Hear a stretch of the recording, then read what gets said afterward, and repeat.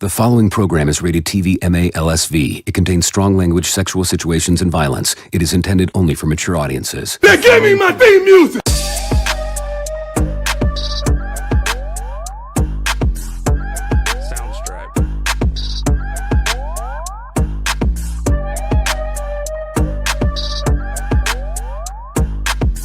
This is a Planet Fanatics production.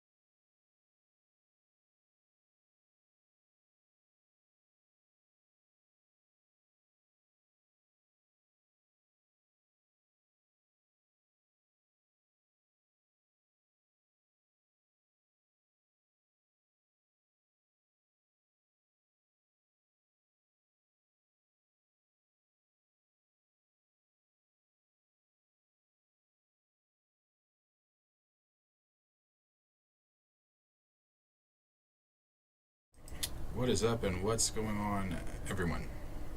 Thank you guys for everybody that's hanging out, coming in. Like I said, this is not going to be your typical stream with me this evening. This is going to be very different. This is not something that I've ever done on this channel before, and it's not something I've really ever wanted to do on this channel, but it is the only, on my personal channel, I cannot go live. I don't have the subscribers to go live. I don't post anything on my personal channel like that, but I do appreciate everybody that is interested enough to want to come and hear what is going on, and when you do hear some of this stuff, you're going to be like, I can't believe some of that stuff is going on. Sprite is here too. She's going to be hanging out too. Watch out, mama. Can't be up here though. So again, not something that I normally do, but I appreciate Gray being here, Andre, Groovy, Profess the Film Fan, Ant-Man 1991, everyone that's coming in. I appreciate everybody coming. We're going to get straight to what is going on. So let me just go ahead and pull this here.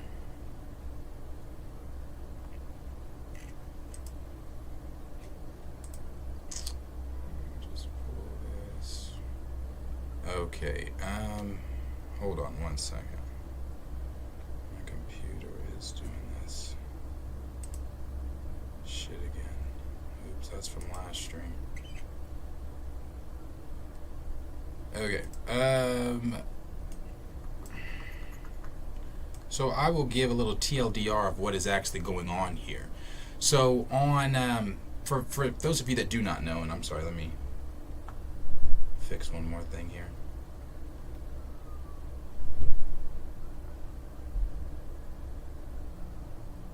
Sorry.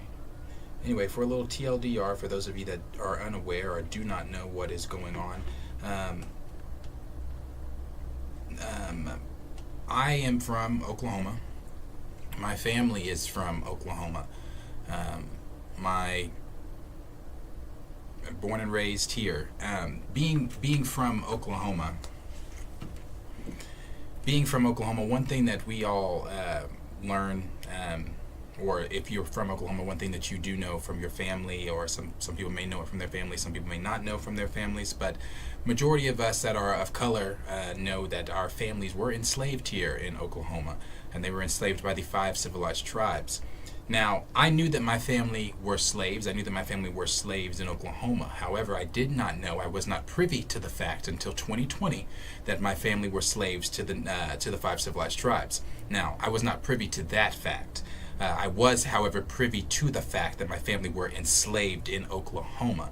Now, my grandmother growing up always talked about how our family has Native American in our family, or this or that, and those stories were always shared from my grandmother throughout my family. And it wasn't something I was ever interested in. Obviously, when I was a kid, it's not something that you gravitate to. You don't care about that. The only thing that you're thinking as a child is, I want to go outside, I want to play, I want to do all this, I want to do all that. It wasn't until my later adult years that I got interested in wanting to really deep dive into my family's history. And in doing so, I discovered that my family, again, was enslaved by the 5 civilized tribes. Specifically, my family was enslaved by the Choctaw Nation. My immediate family was enslaved by the Choctaw Nation. My immediate, and I'll go ahead and I guess I can give this too. I should have kind of had some of this stuff pulled up, I guess. But my family was enslaved in the Choctaw Nation let me do it this way. Actually, no. I'll do it this way. My family was enslaved to the Choctaw Nation to Chief Peter Pitchlynn. This is Chief Peter Pitchlynn here in this picture. Chief Peter Pitchlynn had enslaved, had his mother had some of my family. His brother had some of my family. I think he is one of like 23 kids. His mother had quite a few kids, and of those kids, a lot of our families, black families, were divided amongst the Pitchlyns. Not just the Pitchlyns. You had the Howells of the Choctaw Nation. You had the Joneses of the Chickasaw Choctaw Nation. You had the Perrymans of, I believe the Perrymans were in the Creek Nation. You had the Rosses in the Cherokee Nation. There were so many different slave owners within the nations that all had slaves. One thing that we learned in school in mandatory Oklahoma history was that the 5 civilized tribes were unjustly removed from their homelands in the late 1830s, and in the early 1830s. They were removed from their homelands and then sent on what we all know today as the Trail of Tears. And during that journey, one thing that we were not taught, though, is that depending on where you were, I don't want to say that you were not taught. Depending on where you were, I can only speak for myself. I can only speak for what I went through in Oklahoma public schools, Norman public schools, rather. There is a difference. There is Norman public schools. That is Norman, where I live, is predominantly white. There is Oklahoma City, the city, Midwest City, Del City, places like that. Those are where you're going to run into more folks that look like us. But out where I live in Norman, which is one of the larger cities in Oklahoma, it is a predominantly white city. And being from this city, growing up and growing here K through 12, Oklahoma history was mandatory. However, it being mandatory, we weren't taught that the 5 civilized tribes came over with their slaves, with thousands of slaves, thousands upon thousands of black slaves that the 5 civilized tribes came over with. We weren't taught that. We were taught about how they came and were unjustly removed, and how they had to thrive in a new land, and how they lost loved ones on the Trail of Tears, and how hard the trail was for the Native Americans, and indeed it was. But they weren't the only ones on those trails. My 6th great-grandfather, Adam Burris, was on that trail with the Pitchlyns. He came over from Mississippi to Indian Territory, Oklahoma, with the Pitchlyns, and in doing so, traveled the Trail of Tears. Now, I don't know if his parents traveled the Trail of Tears with him. I don't know if they made that, if they made the journey. My grandfather did make the journey with the Pitchlyns and the other slaves over to what is now Oklahoma Indian Territory. And I'm very conscious of that. And the reason I'm saying all this stuff, and I'm going to get to what's going on here in a minute. But I'm very conscious of where I come from. I know my family's history. I've been doing this not as long as many, but I've been doing this since 2020. So, I started deep diving into this, so I guess I'll show you guys this before I continue. I want to make sure that I'm kind of being authentic and saying exactly every point here.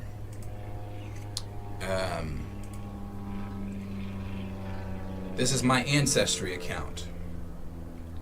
Yes, I know. It's okay. It's just me.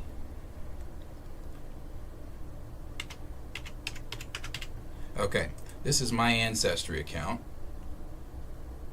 And on my Ancestry account, my tree here, How many people do I currently have on my tree? I don't know if it'll tell me. I never get on Ancestry from the computer. I'm always on here from my phone. But I actually, I can just look at it from my phone. I have currently on my tree, I've been doing this since 2020. Currently on my tree, I have,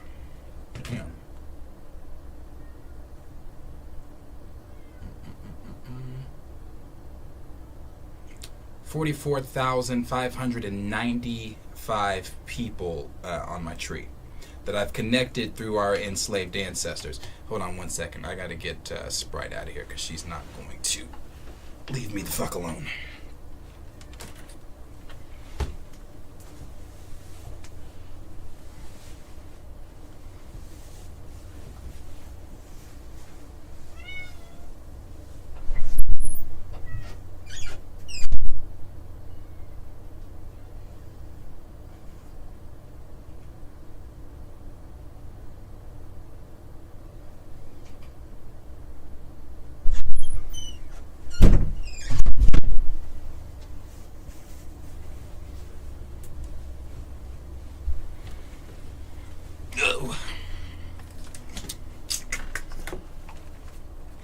Okay, my fault. Anyway, I currently have 4,900 and whatever I said, something people on my tree. Oh, it's literally right there.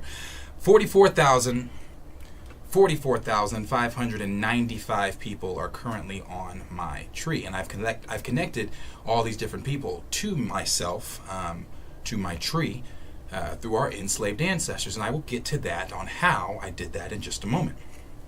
Like I said, I started doing this in 2020. On my tree here, I'll go to myself. Wrong tree.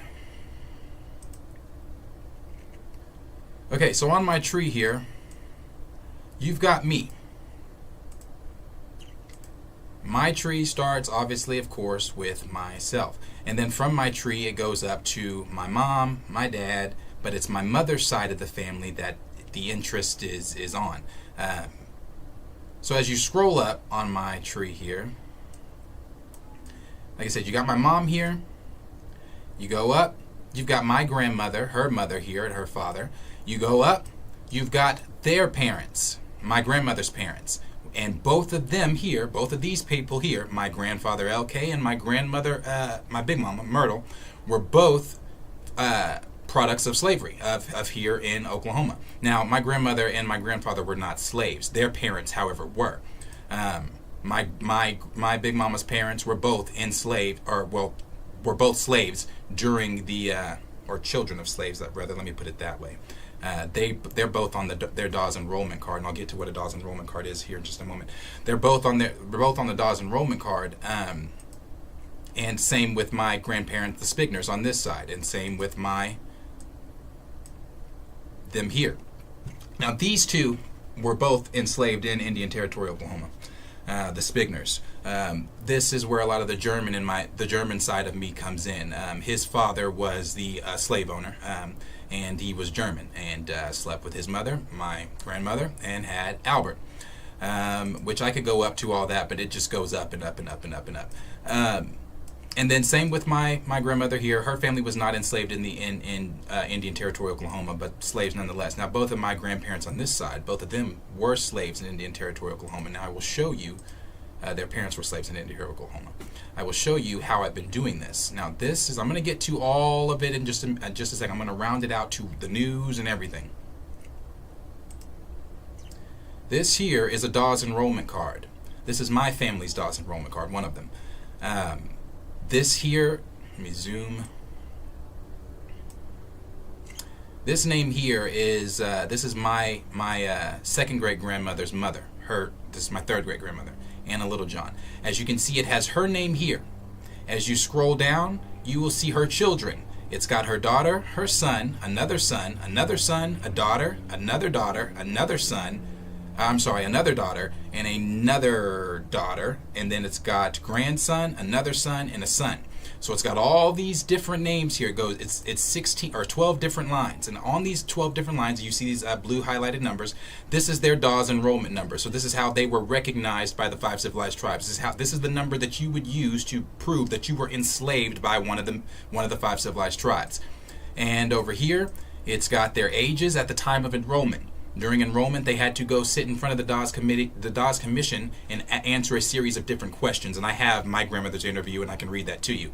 Answer a series of different questions where they were like, how old are you?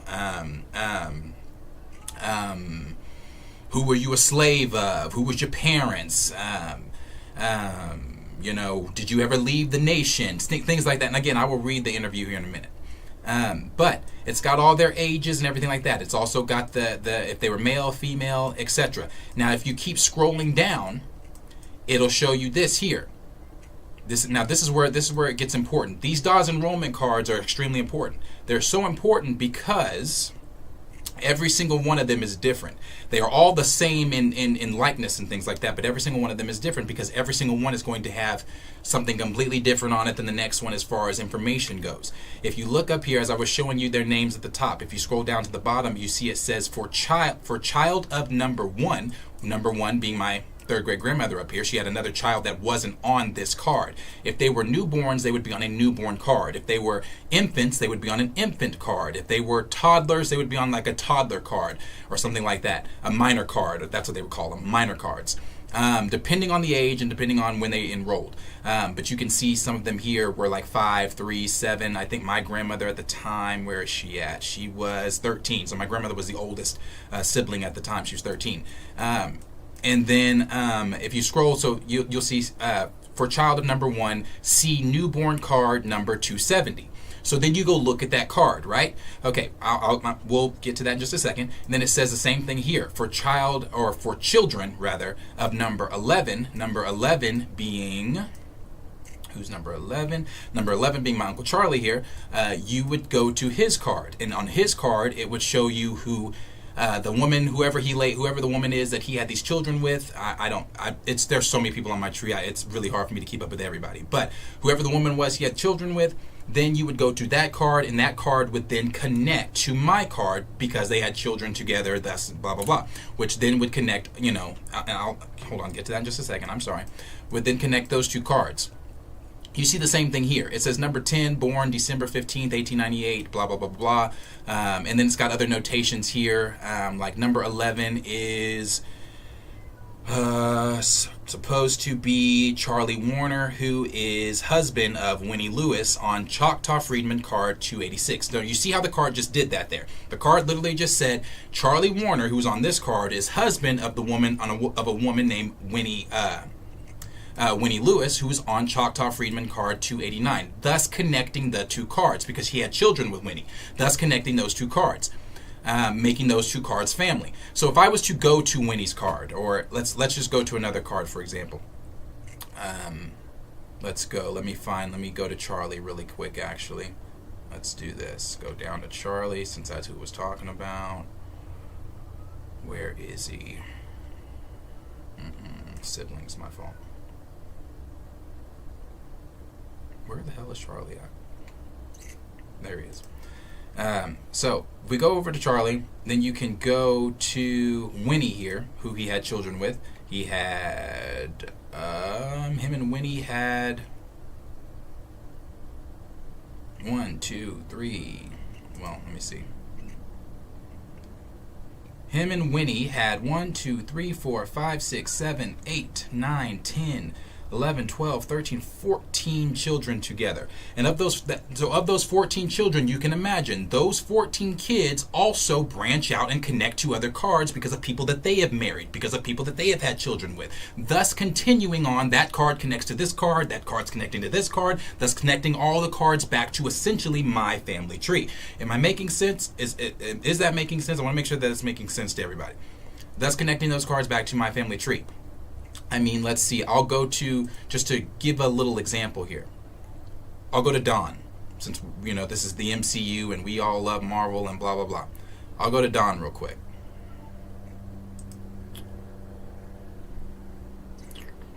Let's see.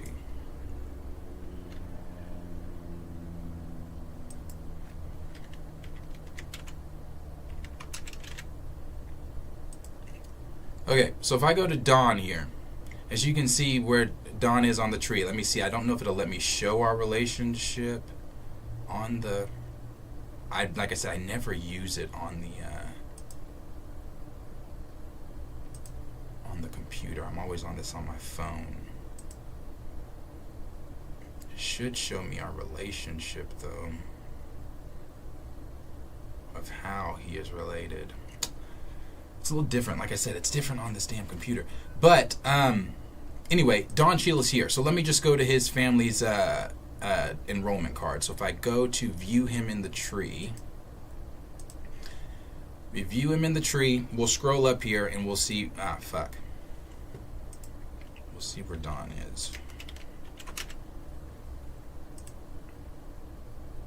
All right, he's here. We'll scroll up. There's his mom, his dad. All right, so it's through his father's side. His mother's not from Oklahoma, but his father is. So you scroll up, blah blah blah blah blah. The Cheadles were owned by the Cheadles in the Chickasaw Nation. And then you scroll up, you see there's Lee Cheadle, born in 1910. You got another Cheadle here, William Cheadle, born in 1882. That's where you're going to get the card. You'll get the card with Hence Cheadle as well, who was born in 1886. But that's where you're going to get the card. So if you look at Williams here,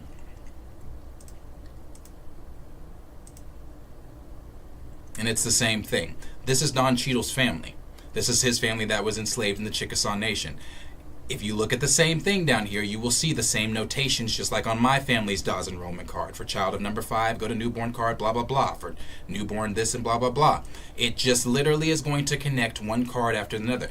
I'm going to prove it to you in just a second. I'm going to actually do one. I'm going to show you what it looks like here. But before I get to that part, before I get to all of that, I do want to continue on what I was saying there. So all these cards are connecting, and again, I'll show you exactly how I'm doing that in just a second. All these cards are connecting, which is connecting, all these different family members and things like that. So when I'm doing this in 2020, I started to see, surnames of people, last names of people that I actually personally know. My basketball players, friends that I've worked with, people that that I've gone to school with, just passed by or just know or whatever. I started seeing all these last names. So I called one of my best friends, and then lo and behold, it led me, and I'll actually go to that. Lo and behold, it led me to his family's card, and this is one of my best friends who was I've been friends with since middle school, and not knowing this entire time, we're cousins. We're related, and his family was enslaved by the Creek Nation, and he's from Awoke, Oklahoma. His family was enslaved by the Creek Nation. So I called him, and I said, I was like, Brian, can you give me some of your family's information if you're comfortable enough doing that? Like, would you give me your grandmother's name and blah blah blah? So he gave me his grandmother's information, and lo and behold, all it did was lead me to his family's Dawes enrollment card. So as I'm looking at his family's Dawes enrollment card, I'm scrolling through, I'm looking at it, and I'm like, oh my God, this is crazy. The simple fact that all of us, I'm on the wrong side here. Who is it through on him? Who is it through on him? It's 2 ways on him. Is it the Jones? It is the Joneses. Yeah, the Barnetts. Okay. Yeah, up here. So, lo and behold, it led me to his family's Dawes enrollment card. And as I'm looking at his family's Dawes enrollment card, I'm like, is it Bruno? Hold on. Looking at his family's Dawes enrollment card, I was studying it the same way I was just showing you guys all the other cards and how they had the notations. And damn, where the fuck is that card at? How it had all the notations and everything like that. Here it is. And it's the same thing. When you look at their card, well, this is just his grandmother on this card. Anyway, it's the same thing. It's so many different people on here, so many different cards. It's hard to find all that shit. But when you look at his family's card too, it's the exact same thing. It shows you all the notations, which I was just able to lead back to my family, or back to my family tree at least. And then the same thing, I can do that with anybody. If you're from Oklahoma, 9 times out of 10, your family's likely already on my tree. I just don't have it down far enough to where it connects to you. But if you were to give me your information, I could easily put you on this tree. Better example that I've done, if people that have Facebook pages.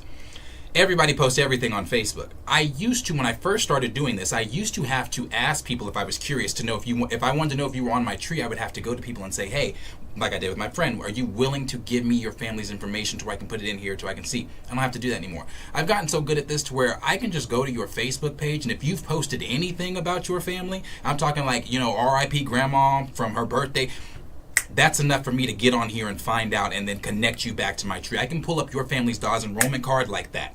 Simple, and I can easily connect you to this tree just like that. I've done it with Charlie Wilson. I've done it with Alfrea Woodard. I've done it with Countess Vaughn from the Parkers. She's from Idabel. Alfrea Woodard's from Tulsa. Charlie Wilson's also from Tulsa. As you saw, I've done it with Don Cheadle. I'm trying to think of some other ones. Bass Reeves. We all watch The Harder They Fall. Cherokee Bill is on my tree. He's my cousin. There's so many. It's so widespread. Like even this right here. I'll even show you this. Obviously not from here. Where are you, sir?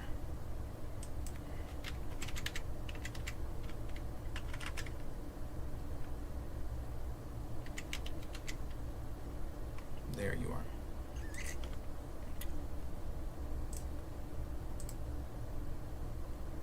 I've even been able to put Thomas Jefferson on the tree. And when I say I'm able to put people on the tree, I'm never going to grab someone unless it's like a celebrity like Don Cheadle or somebody like that. I'm never going to just grab them and putting them and trying to insert them on the tree. Like, that's not what I'm doing. That was accidental. The reason that happened is because, as we all know, if you know history, I'm a history buff. I love history. History is dope as shit to me. I don't care if it's my history or any. I love history. As we all know, President Thomas Jefferson, like many of the presidents and many of these slave owners, were sleeping with their slaves, and he was famously sleeping with Sally Mae Hemings. What I did not know was Sally was also sisters with Martha. Martha was President Jefferson's white wife. Anyway, he had several kids with Sally. Several kids with Sally. He was not married to Sally, but he had several kids with Sally. Where the fuck is Sally? She's Martha's sister, so she'll pop up under Martha. Half sister, but still sister. There she is. Okay, so Sally. So one of my basketball boys, his mom is a very good friend of mine. She moved to Atlanta. She lived here, but she moved to Atlanta. And when I was doing all this back in 2020, 2021, whenever I started really heavy on it, she gave me her family's info because she was like, we're Seminole. She's like, our family was enslaved in the Seminole Nation. She's like, let me see if our family connects. I would love to see if, you could get our card to connect to the tree. But anyway, I did. But what I didn't know, when I first started doing her tree, when I first started working on her to try to connect her to the tree, it gave me this white man. And I remember telling her, you got some white man on your tree named Captain John Timothy Wales. Had no idea who he was. So I'm like, some white man on your tree named John Timothy Wales, blah, blah, blah. Anyway, that John led me to Sally, because John is Sally's father. Yes, John is Sally's father. So when that led me to Sally, I said, is this Sally Mae Hemings? And so I called her and I said, do you know that? I said, Sally Mae Hemings is your like grandmother? And she's like, what? And I'm like, yes. So anyway, one of the many children that Sally had with Thomas Jefferson had children who eventually migrated close enough to Oklahoma to live in Oklahoma to meet someone that had lived here and spawned eventually the people I know, Simone and Trey, who eventually started playing for me, who are also cousins of mine. So it's very widespread. It's very, very, it's crazy. And so I thought to myself, this is not something that was taught to us. This is not just that Native Americans owned slaves in Oklahoma, but it also just wasn't taught to us. Like this whole not that is something that could be taught to us, but this swept under the rug history that all of us that all of our families that were enslaved here do connect to one another through our enslaved ancestors. And not just that, the history gets deeper than that. I'm not going into that part of it, but the history gets so much deeper than that, because after our families were freed, they went on to, Oklahoma has historically 13 historic black towns. Obviously what happened to Tulsa, the bombing of Tulsa, just took away a lot of the hope of a lot of our ancestors. Muskogee was on the rise to being one of those Tulsa black, or on the rise to being that beacon of hope, kind of like Tulsa was for blacks. There's Tatum's, there's Clearview, there's Hugo, there's Idabel. All these were black towns. When there was a man named E.P. McCabe that traveled to Oklahoma from Kansas, an educated black man from Kansas, traveled to Oklahoma. Yes, Black Wall Street. Traveled to Oklahoma. And when he traveled to Oklahoma, he said to himself, there are so many black folks here because there were so many black folks. Because, again, once they were freed, a lot of our families just didn't leave. My family was one that did not. We stayed. Beyond me, but they stayed. There were other families that got the fuck up out of here.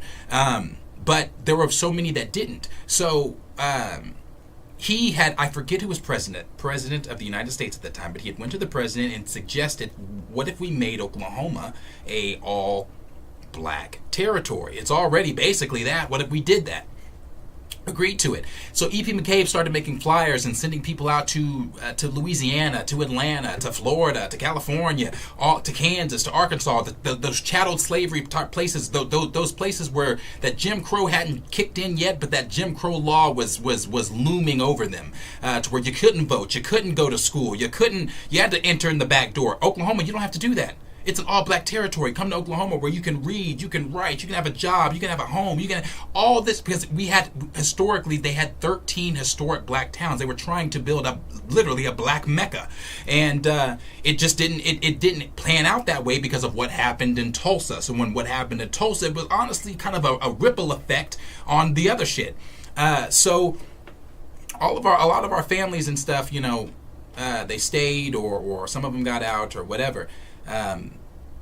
But during that time, after they had after they were freed, they had to do the enrollment cards, and during those enrollment cards, you sat down with the Dawes Enrollment Committee, and I will read you my grandmother's really quick. You sat down with the Dawes Enrollment Committee, and you did an interview. And again, some interviews were extensive, some interviews were not. It really just depended on the interview. Now, my grandfather, Ben Burris, my fifth great grandfather, Ben Burris, he was the coachman for Peter Pitchlynn.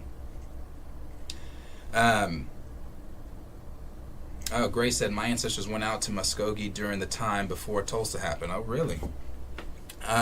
Where were you from? So they what was I saying on that? Oh yeah, so Ben Burris was my fifth great grandfather. He was the coachman for Peter Pitchlynn. Peter Pitchlynn obviously was the chief of the Choctaw Nation during that time. He had a home in Washington and a home in Oklahoma. He spent a lot more time in Washington than he did in Oklahoma. A lot of the stuff was ran by his mother, Sophia, who was I'll show you a picture of her. She looked like a mean bitch, but I'll show you a picture of her in just a second. But a lot of the stuff was ran by her, and the siblings, and his kids too. His kids were also. A lot of our family members are just named after a lot of their fucking kids. It's just crazy. So, my grandfather Ben, being his coachman, traveled the territory. So whenever. And it's sad when you read some of these interviews. It is sad because they were slaves, man. I mean, they were slaves. Some of them, when they ask them, and you'll see when I read it. Now I'm gonna read it. I'm gonna read it in the way that it probably would have been, the way that you would have heard it then. The way they would have talked to them is I'm gonna read it the way they would have talked to them, and the way they would have responded, I'm gonna read that back that way. Like, they ask him, like, boy, girl, or how old are you? And some of them might be like, I don't know. Well, you don't know how old you are? Where were you when the war started? Stuff like that. Because they were slaves. Some of them don't know how old they were. Some of them, and they ask them, who's your parents? I haven't seen my mom in like 30, 20 years. The last time I seen my mom, I don't know. Some of them, have kids. Some of them don't have kids. Some of them are divorced. Some of them don't have any family. Some of them are sold into the territory. It's the interviews are crazy. But my grandfather, a lot of the time, when someone didn't know an answer to a question, at least in the Choctaw Nation, every nation is different. You'll come to realize that when you're studying all these interviews and studying these cards. Every nation is different. I think my favorite nation to spend time when I'm doing this shit is probably the Creek Nation and the Cherokee Nation. You want to talk about some interesting interviews? that shit will have your jaw. Bro, I'll be in bed reading some of this shit and be like, what the fuck? What the fuck? I am so grateful for my ancestors, the people that came before me, because I say, I always say, there's no way I couldn't have, but you really don't know what you could have done until that survival mode kicked in, that fight or flight mode kicked in.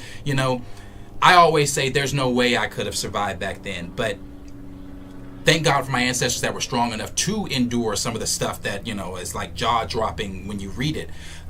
But like I said, so he would get called in to interview. So if somebody didn't know how old they were, they'd be like, well, is anybody here that knows how old you are? And a lot of them called my grandfather Uncle Ben. They'd be like, well, Uncle Ben knows how old I am. And so he would come in and they would be like, how old do you know this girl? I'd be like, oh yeah, I've known her since she was however old. I know her parents. I know her blah, blah, blah, blah. So, and where is Ben at? Ben is going to be on this side. Ben is my grandfather Willis's father. And here's Ben here. I do not, obviously, like most, some people I have pictures of, some people I don't have pictures of. Obviously, again, they were slaves, so it depended on two. During that time, photography was a high commodity. If you did not have money, you weren't taking pictures. It just really depended. This is my other family's Dawes enrollment card here. This is my grandfather Ben's card. On his card, he had all of his grandchildren. All his kids by time of enrollment were older, because as you see, my grandfather was in his 60s here. He was 60, and his wife, my grandmother Lucy, was 62. Here you see a lot of their grandkids, and their grandkids. If I click on this here, it'll show me who their parents are. Then it'll show me who the kids' parents are. The kids' parents are the kids that he's got here, his grandkids. Their dad had died, and he talks about that during the interview. He said, the interview asked him, why do you have all these kids? Well, my son died. And I believe Lizzie, no, they lived with their mom because Lizzie was still alive. They lived with their mom, but they didn't enroll with their mom. Enrollment was a little weird. Sometimes you enrolled with your mom. Sometimes if at the time your grandparents had charge of you, maybe you enrolled with your grandparents. It just depended. So, like I said, there's that card there. You can see that they had someone. She's not related to us. I'm not sure who this woman is. They talk about it a little bit in the interview. She was just an older woman that I guess maybe, I'm assuming because they were slaves. And they were on a plantation all the time together, regardless of if someone was blood related or not, you probably still looked at them as family. So Lizzie is someone that they probably just looked at as family, and she lived with them. I mean, I really don't know anything much about her besides that woman does not connect to us, but she lived with them. I don't really know, though. So if I go out here, and you can see here, I didn't show that on the first card. If you see here, it says slave of, and that's Peter Pitchlin and Calvin Howell. Calvin Howell was another prominent slave owner in Choctaw Nation. Calvin Howell married one of Peter's sisters, making them family. And his plantation was a few clicks away from Peter's, not too far. A few clicks away from Peter's plantation.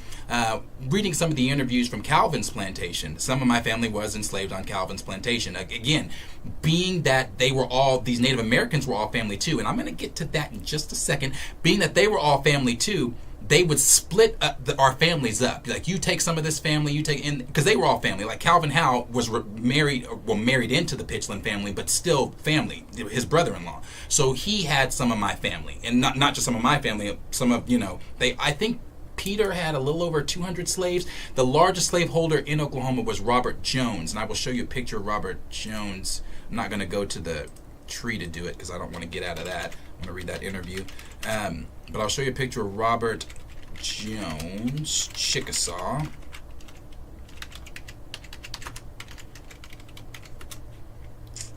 Robert M. Jones. This is Robert and his wife. Robert and his wife, Suki. Susan, Suki, whatever you want to call her. Anyway, they were the largest plantation owners in Oklahoma. He had well over 500 slaves on his plantation, but he also, I believe, correct me if I'm wrong, somebody that might know this stuff also, I think he had 5 plantations, 1 in Oklahoma. They traveled across the Arkansas River, if I'm correct. He had some in Arkansas. I think he had 1 in maybe Kansas, but he was a very, very, very, very wealthy plantation owner. His wife too, very wealthy. She was already wealthy before she married Robert. Her family was already wealthy, and they, had slaves. Again, some of the largest plantation owners in Oklahoma. But then the Pitchlands were prominent slave owners as well. But reading some of the interviews from Calvin Howe's plantation, I learned that the exact words from, I don't remember whose interview it was, but she said, I know it was a female, that you heard the whip from sunup to sundown on Calvin's plantation. They said that and I will show you a picture of, now that I can show you a picture of Calvin, and I believe it. When you look at some of the pictures of these folks, I'd be like, these folks look so evil.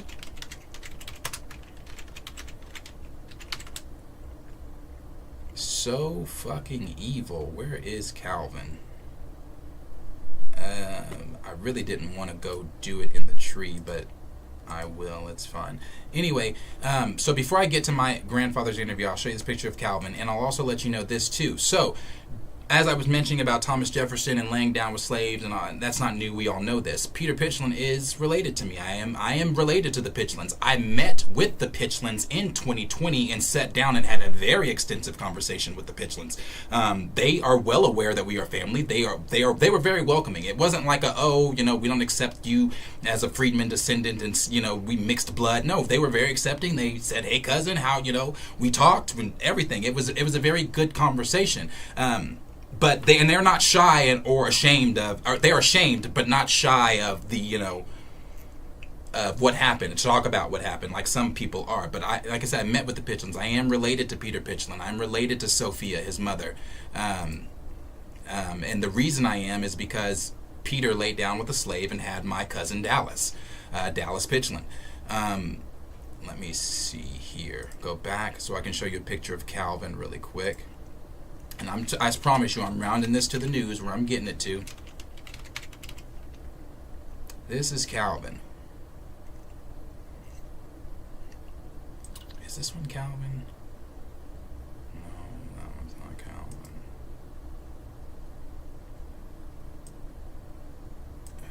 He married Rhoda. Damn.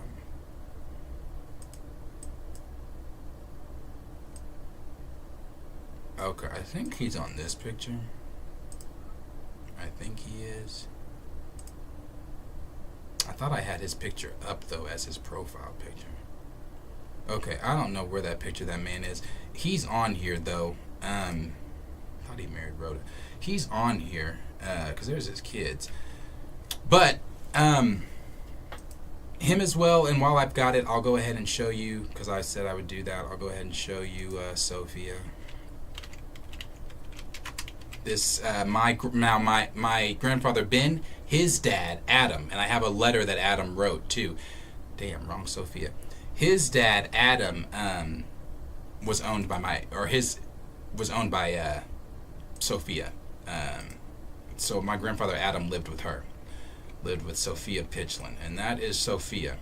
Sophia owned, like I said, quite a few of my relatives on her plantation. I don't know where her plantation was adjacent to Peter's, but that is Sophia, Miss Sophia there.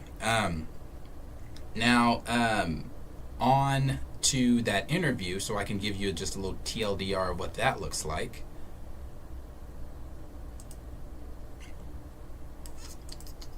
Let's go back to my grandma real quick.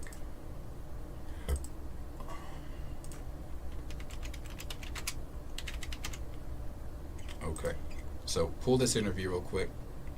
Let me see if she's got it. So everybody had a jacket. Let me tell you what that is too. Excuse me. Everybody's got a jacket. And in your jacket, it's what they call it, in your jacket, you're going to find everybody's Dawes enrollment card. This is my other grandmother, Millie. This is her Dawes enrollment card. She remarried because my grandfather Willis Burris had died at the time. He had passed away, leaving her with all these children. So she remarried a Richards, which of course entangles us with the Richards and makes the Richards family as well. She had children with him and blah blah blah. So this is my grandmother's card. Now, in her jacket, you'll find her card. You'll find not just her card. You'll find her interview. You will find her land allotment. You will find exactly where to find that land. You will also find how much money they were given. You will find their. Let me see what else is in that damn jacket.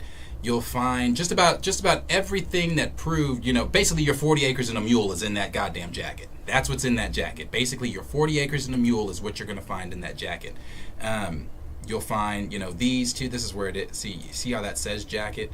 But you'll find these. This is from her. This is within her jacket. So if I was to scroll, it's going to show me more. This is the actual jacket itself. I was trying to find the cover of it, though.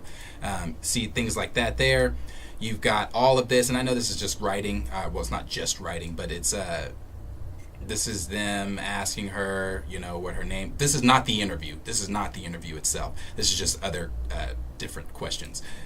But it's also going to show. Let me see. Here's the coordinates to the land what I was telling you about. To exactly find out where to go for the land that she was allotted to. This helps it out too. Let's see. This is something that she didn't write. Some of that stuff, the handwriting, the cursive is some of it's pretty, some of it's real sloppy. It's hard to read. But within this jacket, you've got, where the fuck is that? Let me just go to his then. You've got that interview.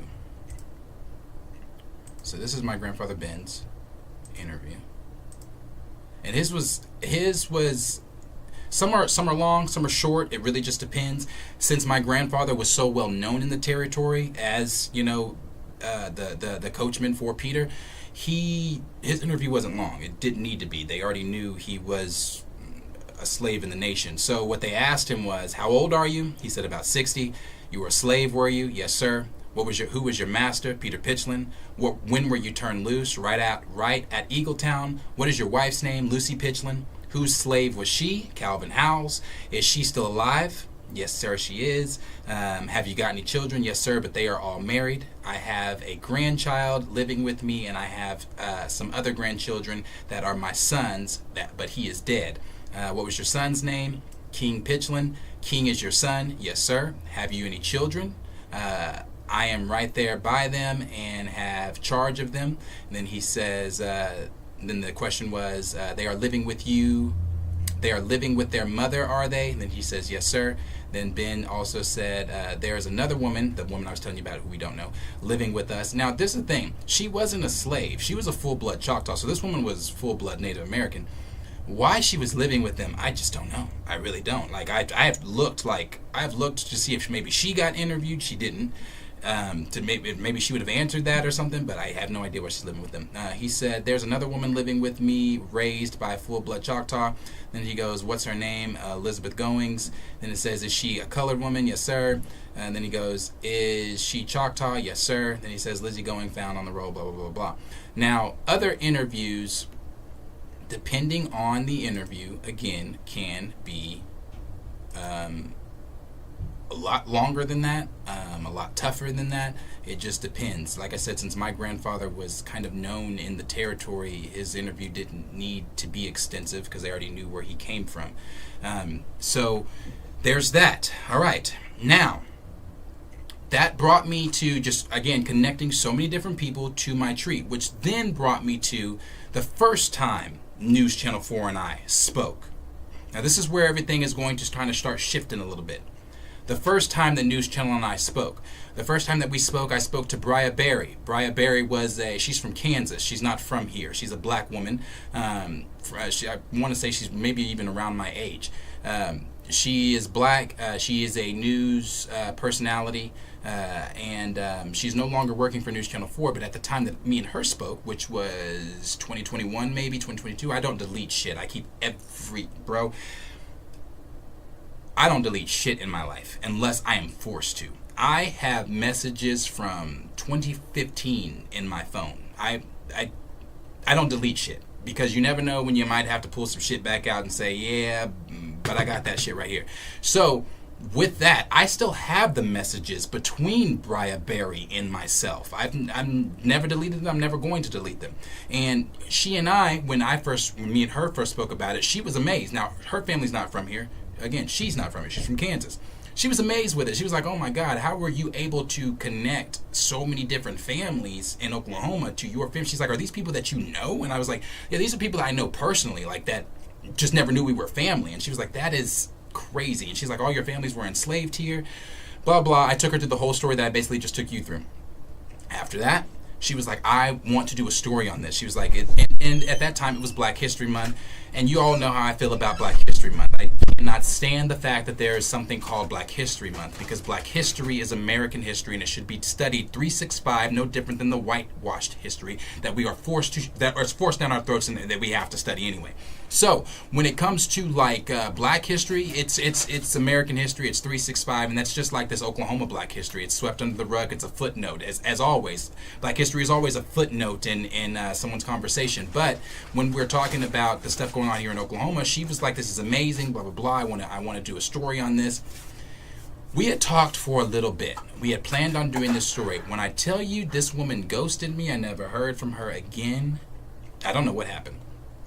I have a theory of what happened. My working theory of what happened was, I'm not going to say that they don't want to talk. Well, I'll say that. They don't want to talk about it. I'll also say that, I'm not going to say that it's like hidden history. It is hidden in a way, but it's Googleable. You can Google all of this. Like this is public knowledge. But the thing is, and it's not publicized is the thing. It's public knowledge, but it's not put on the forefront. Whenever we talk about Oklahoma history, you hear about Will Rogers, you hear about Jim Thorpe, you hear about the Oklahoma Land Run, you hear about the Influenza Act, you hear about how Oklahoma got its statehood, you hear about how the Civil War came through here, but what you never hear about is the slaves. You never hear about the freedmen. You never hear, and when I say, and the reason that's so important, why the freedmen is so important, why you should hear about the freedmen is because the contributions that were made, you forget, the Native Americans, when they were removed by Andrew Jackson in 1830, they did not want to come here. They were terrified. Why were they terrified? Because there were already tribes here. The Comanches were here. There were already so many other tribes here. Not so many, but there were already a lot of other tribes here, and they were afraid of those tribes. But the United States granted them, said that, we'll protect you guys, we'll keep soldiers around you guys, blah blah blah blah blah. So it wasn't just, so when I talk about the Trail of Tears, when I say that how the Native Americans had to make that trip and how they lost loved ones and how they died and got sick and then had to come to a new land and thrive, well, so did the fucking slaves. The slaves were also on those trails. Those slaves also died. Those slaves also lost family members. Those slaves also got sick. But those slaves also had to come to a new territory and thrive as slaves. But not only did they have to thrive as slaves after freed, they had to thrive as colored folks in an unwanted territory. So in doing so, they did thrive. Look at the Greenwood District, the Black Wall Street. I know Muskogee and Boley and Clearview and Tatum's aren't talked about like Black Wall Street is, but those were also Black Wall Streets. Those were also on the rise to being those gigantic Black Wall Street like Tulsa was. But again, all that got stifled. So when you talk about Oklahoma history, the Freedmen's contributions and what our ancestors, the literal blood, sweat, and tears that they left on this state, that can't just be a footnote. That can't just be something you talk about for 29 days or 27 days if it's a goddamn leap year for Black History Month. That's not a Oklahoma history. The contributions that our ancestors gave deserve to be on the front page, just like all these other Oklahoma historians that have come through here. Prime example, Will Rogers. Do you know Will Rogers wouldn't be Will Rogers without the slaves? I think it was Ezekiel Miller that was enslaved on his plantation. Yes, the Rogers had slaves. The Rogers had slaves here in Oklahoma, and since the Rogers had slaves, of course, a lot of those slaves were talented, way beyond past just what you hear about. How slaves weren't good for nothing but just picking cotton and things like that. Slaves were talented as far as being inventors, scholars, as far as being lawyers, judges, rodeo talent, as far as talent beyond talent, as far as the eye can see on a lot of different things. And Zeke Miller had that talent. And one of the things that he had was he was a cowboy. He knew how to rope and do cowboy tricks all the time. He taught Will Rogers everything that he knew. If it wasn't for Zeke, but see, Oklahoma history won't teach you that. They're not going to tell you, oh, some poor black slave taught Will Rogers everything he knows. Oklahoma history won't teach you that. They'll teach you how Will Rogers taught himself, and how his father helped teach him how to do the shit that Will Rogers went on to do, to become the movie star that he became, to become the renowned cowboy that he became. If it wasn't for Zeke Miller, who was a slave on the Rogers plantation, it wouldn't be so.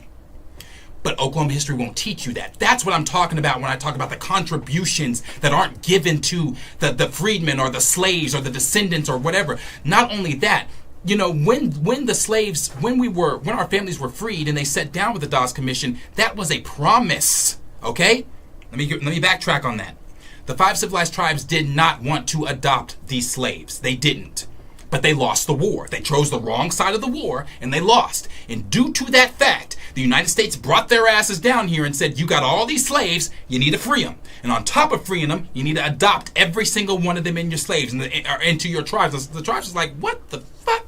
No, these are slaves. These are black folks. We don't want them integrated into our tribes. Now, I say that, but the Creek Nation was more accepting of their that's why I say the Creek Nation's a bit more fun for me to spend time in when I'm doing cards, because when you're on the cards, when you're doing a Creek Nation card, you will see a slave had children, but not just had children, but she might have married her master. Like, it's different. It was different. Not all the time. Not every card's like that. But the Creek Nation was a little bit more accepting, just like the Seminole Nation was a little bit more accepting of adopting their slaves.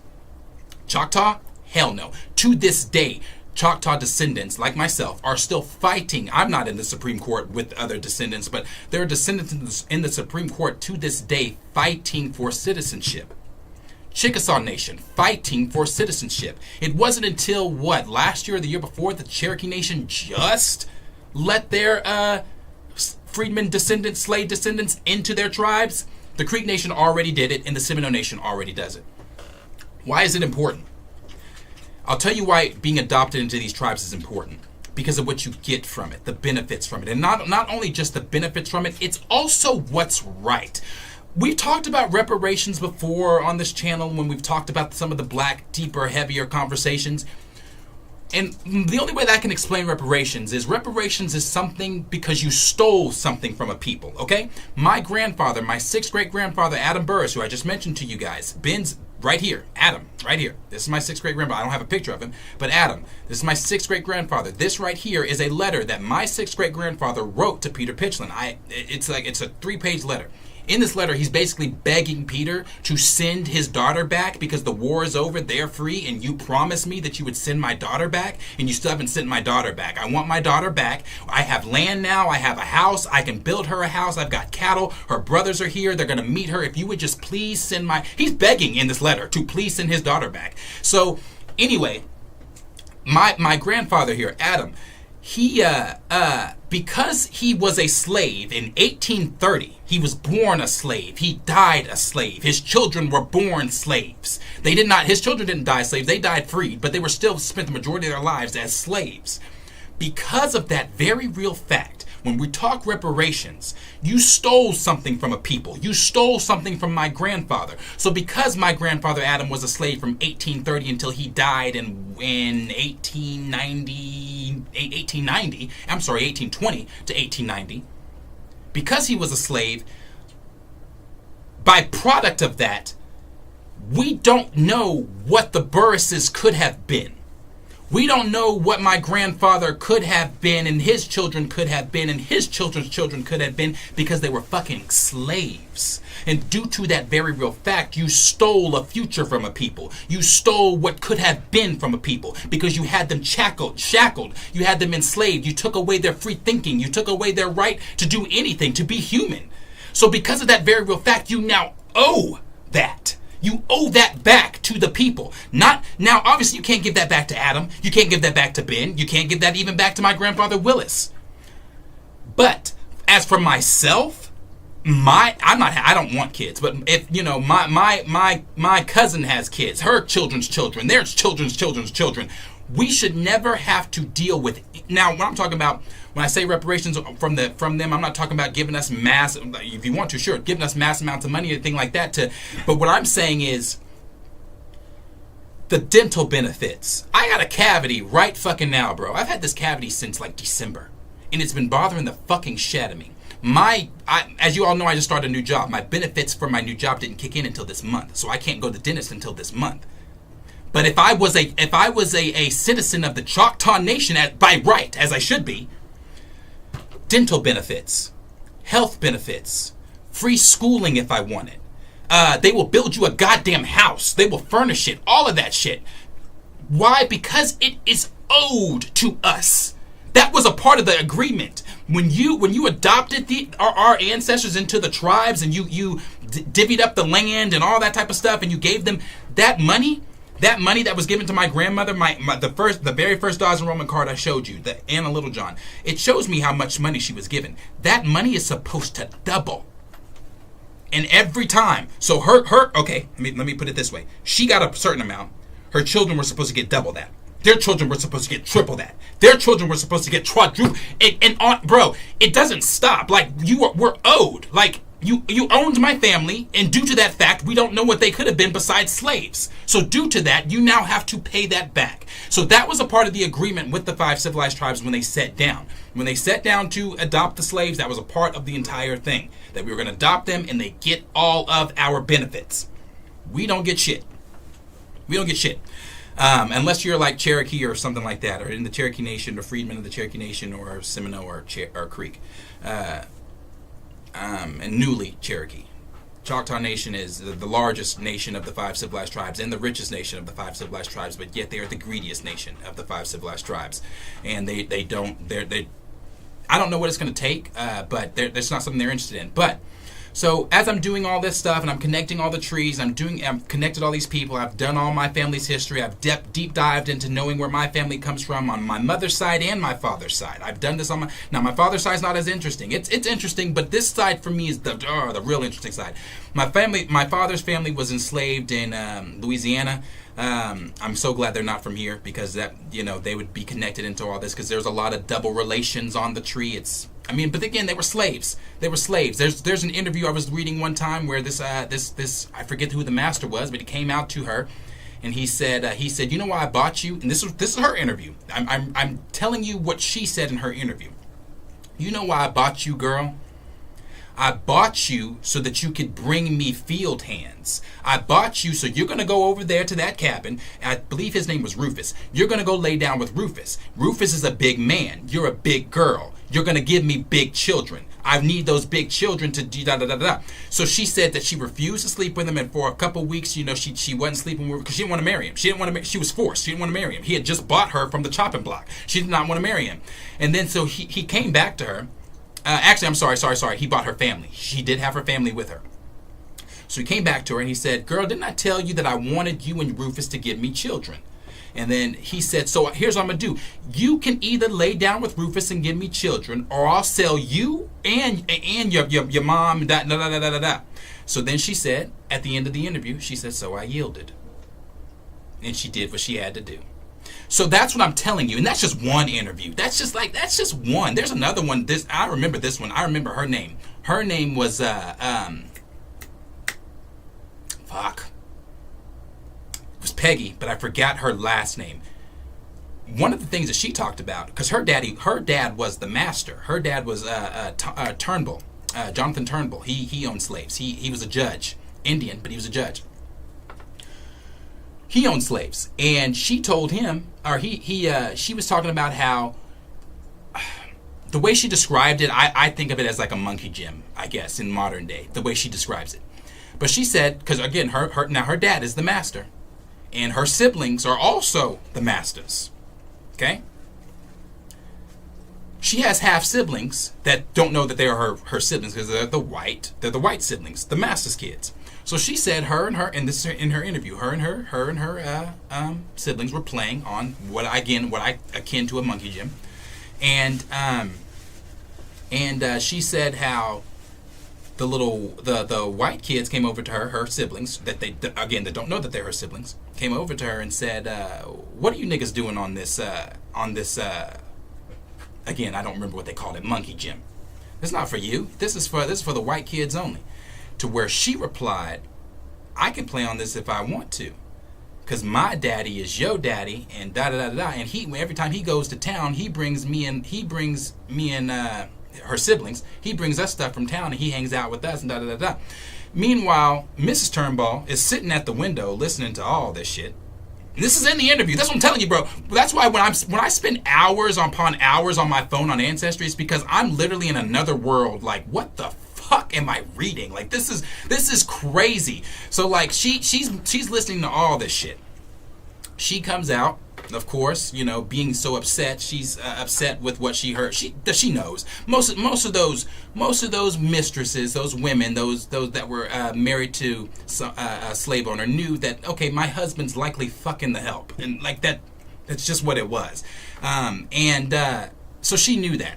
And she was enraged when she went out there. She was very upset with what she heard, and Peggy caught the wrath of that. But it's just stories like that are going on. So again, as I'm connecting everybody, so I then reached out to the news. Raya Berry did not reach back out to me. The whole thing just went kerplop after that. I thought to myself, I had a working theory. They don't want this news out there. This is not something they want out in the ethos for people to know. So I stayed to myself on it still did my tree, still was connecting more and more people, to where this year came along. And then they reached out. Well, I reached out to Galen, who did the video. Reached out to Galen, and then I thought to myself, because my third eye is rarely fucking wrong. Sometimes my third eye and me will have a long ass conversation. I'll be like, I don't know, are we sure we want to do that? And I went back and forth on this. I really did. Because the first time he came out to my house, I played like I was sick. Because we had agreed, oh, yeah, come out to the house, let's do this, let's do the interview, let's do it, da da da. But something didn't sit right. So when he showed, and I didn't reply to his message 2 days prior, so I thought to myself, oh, he's not just going to show up at my house. Anyway, he did. He's like, oh, Darius, you ready to do the video? And I was like, oh man, I don't have a voice, I'm sick, I can't do it, da da da da. Because it just didn't seem right. But then, as I'm doing the video that I put out maybe 2-3 weeks ago on my personal channel about the Freedman stuff, as I'm making that video, he texts me and he's like, Darius, I really want to get this done. You have such a great story, and this is history that needs to be told. And I'm like, okay, Darius, maybe we do it. Maybe we do it, because it's also conducive to what I'm trying to accomplish. It helps what I'm trying to do. I'm trying to get this out there. I'm also trying to let everybody know what I've discovered. I don't know if this is knowledge that everybody knows, but I'm trying to let everybody know what I discovered as far as like connecting all of these Dawes enrollment cards. We're all family. Okay, that's number 2. So Galen shows up to my house because I agreed. I texted him back the next day and I was like, yeah, let's do it. Let's do it this weekend, blah, blah, blah. He shows up to the house and I'm going to play, actually before I play that, he shows up to the house and then blah, blah, blah. We sit down for maybe 45 minutes to an hour. The first time we sit down, though, the first time he sets up all the equipment, I'm sitting on the couch, and what you guys see in the video, I'm sitting on the couch. And that video, that's the second video, okay? Stay with me. He starts recording. He goes, okay, so where do we start? So I already knew. I've been doing this for 4 years. So I've had 4 years to think about. If I ever sit down in front of a news camera, I know where I'm going. I know what I'm gonna say. This is off the top for me. Soon as he says go, boom, I'm going. I'm like that. It's like I didn't have to think. I just knew what I was doing. Maybe 20 minutes into it, and I'm not stupid. If there's one, I'm no dummy. If there's maybe 20 minutes into it, he says, man, I didn't hit record. And it didn't occur to me at the time. But as he's saying that, I'm hearing my voice on the camera rewinding. If you didn't hit, and I do this, I know what it's like when you don't hit record, and I know what it's like when you do hit record. I'm hearing my voice rewinding on the camera. So I'm like, but again, I'm not thinking. I'm just like, okay. But I'm also thinking to myself, damn, that was such a good, because as I'm talking, as I was doing it, I was thinking to myself, damn, this is good. Keep going, keep going, keep going. But then when he did that, I was like, damn, that was so good. I don't know if I can redo that. I don't know if I can, because that was authentic, that was real. Now I'm overthinking it. I'm now having to overthink and try to remember what I said to try to make it authentic. And it just wasn't the same, because I was like, damn, I'm missing some shit, I feel like. I don't believe that the camera was not recording that first time. I do not. I believe that it was on. I believe that I was cooking with too much hot shit for them to put that out there. That wasn't something that they could put out there. So then he re-recorded it, and then you got what you got. Now, when I say you got what you got is not what I said. What you got is not what I said. We still filmed after that first 20 minutes for another 45, okay? I'm sitting here still going. I'm still trying to remember off the top of my head what I said the first time, but I'm still going. And they took, now, okay, let me rewind just a little bit. News Channel 4, due to it being Black History Month, they were doing different Black history stories throughout Oklahoma. The one he did prior to mine, I was not privy to this. The one he did prior to mine was in Ardmore, Oklahoma, which is another one of the historically Black towns in Oklahoma. He was in Ardmore, Oklahoma.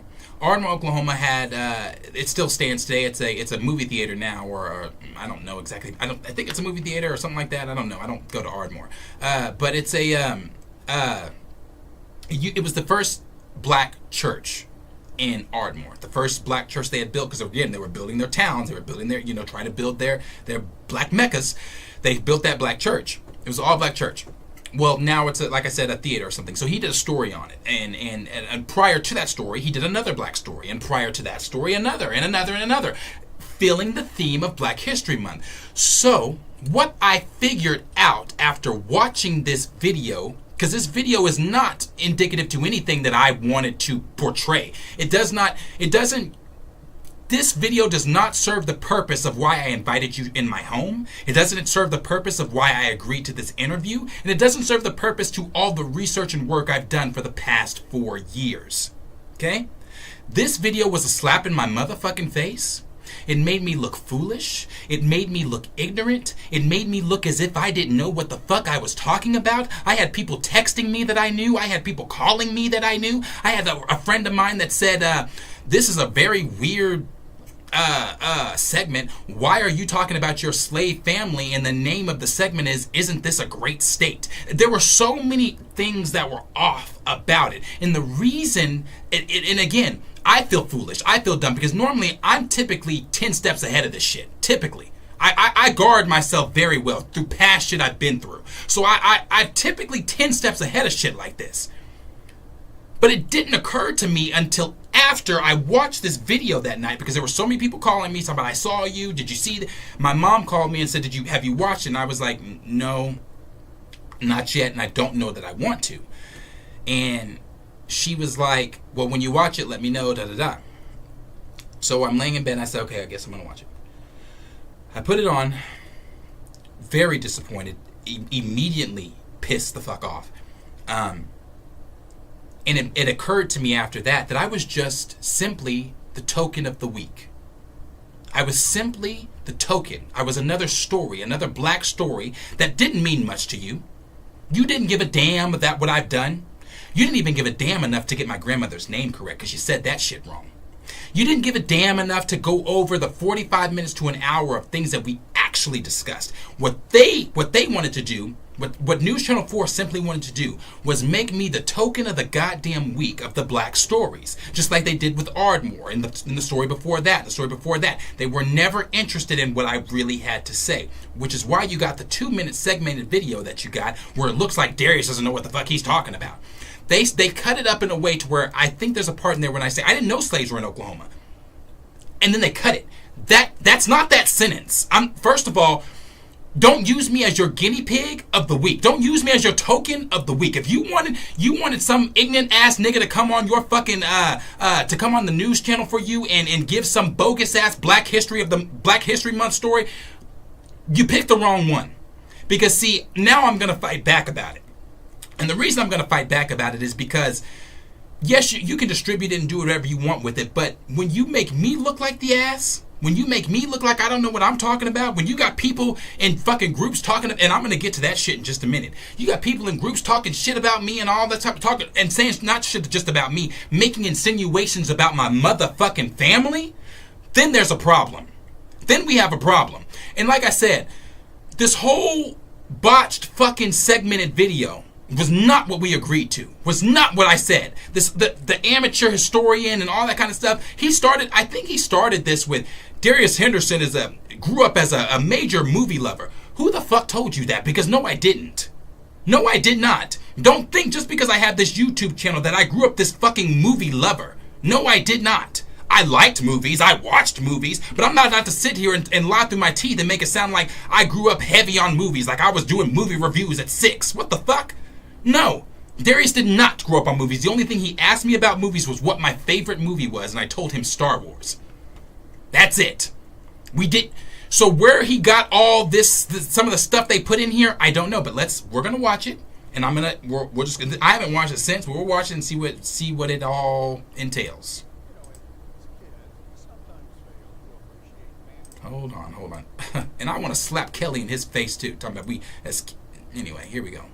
You know, as kids, we sometimes fail to appreciate family history shared by our grandparents or even great-grandparents.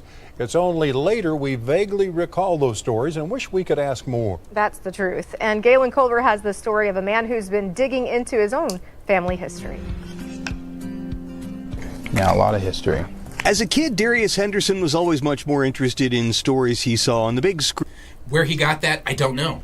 As a kid, Darius Henderson was always more interested in stories he saw on the big screen. What the different Darius? It must be variant Darius, because this Darius never said that shit.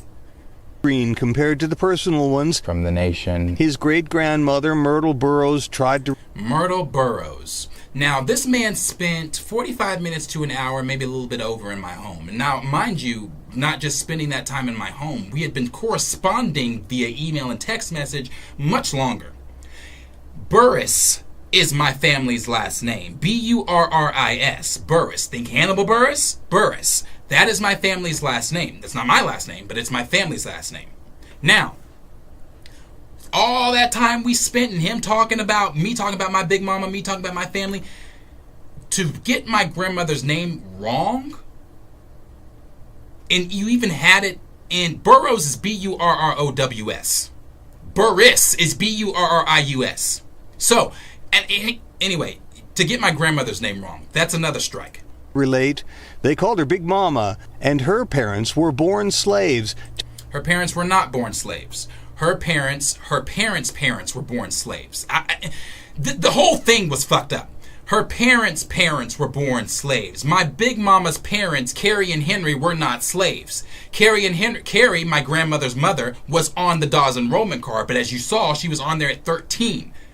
All right? So, on there at 13 years old. The war ended in 1865, 68. I might be wrong on my dates there. Please correct me. So many dates to remember and shit, but the war ended then. From that point on to, I believe, like 1890 something. Around 1890, late 1890s, middle 1890s, that's when the Dawes Commission started showing up. So from that time to that time, no. My grandmother's parents were not slaves. Their parents were slaves. All right? They just lived in slave territory. Things we did not get right. That's strike 2. To a chief of the Choctaw Nation. We are Freedmen descendants. And I did not know slaves were in Oklahoma. I did not know I didn't know that Native Americans owned slaves. His own... Bro, when I tell you... when I tell you that's not that sentence, that's not what I said. As you see, you can see, I edit videos. I edit my YouTube videos, so I know what a cut looks like. You can see the cut here when I say... You can see the cut. Hold on. We are Freedmen descendants. And I did not know slaves were in Oklahoma. I did not know I didn't know that Native Americans owned slaves. His own slaves. That part right there. And I did not know slaves were in Oklahoma. I did not know I didn't know that Native Americans owned slaves. Okay, so let me give a little TLDR on that sentence there. What was asked to me was, actually, he didn't ask me. At that point, I was still just talking. I was talking about my discovery. I said in 2020, I was not privy knowing that Native Americans owned slaves. I knew my family was enslaved in Oklahoma. But at the time, you have to remember, I was a child when my grandmother talked about this stuff. Okay? Where is that? I don't even know where that is. Hold on, actually. Bear with me just 1 second, please. Because I want to make this, I feel like visuals help a lot of people. Some people are, because I know, and I'm going to get to this in just a minute, because I'm going to get to the group thing that people have been saying about me and my family and things like that, but I'm going to call them niggas out in just a minute. Give me just a second. Hold on. Let me pull this over here really quick. And for those of you that are here that care, I appreciate it. Like I said, this is not the normal content or anything that I do, but I'm rounding this all back here in just a second. I'm gonna pull this up.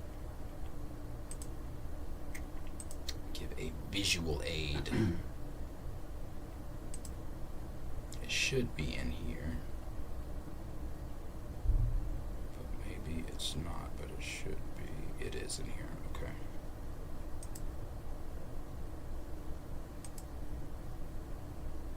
All right.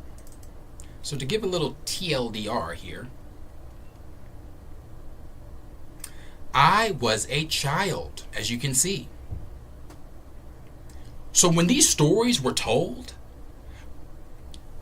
when I was growing up, there I am, right here.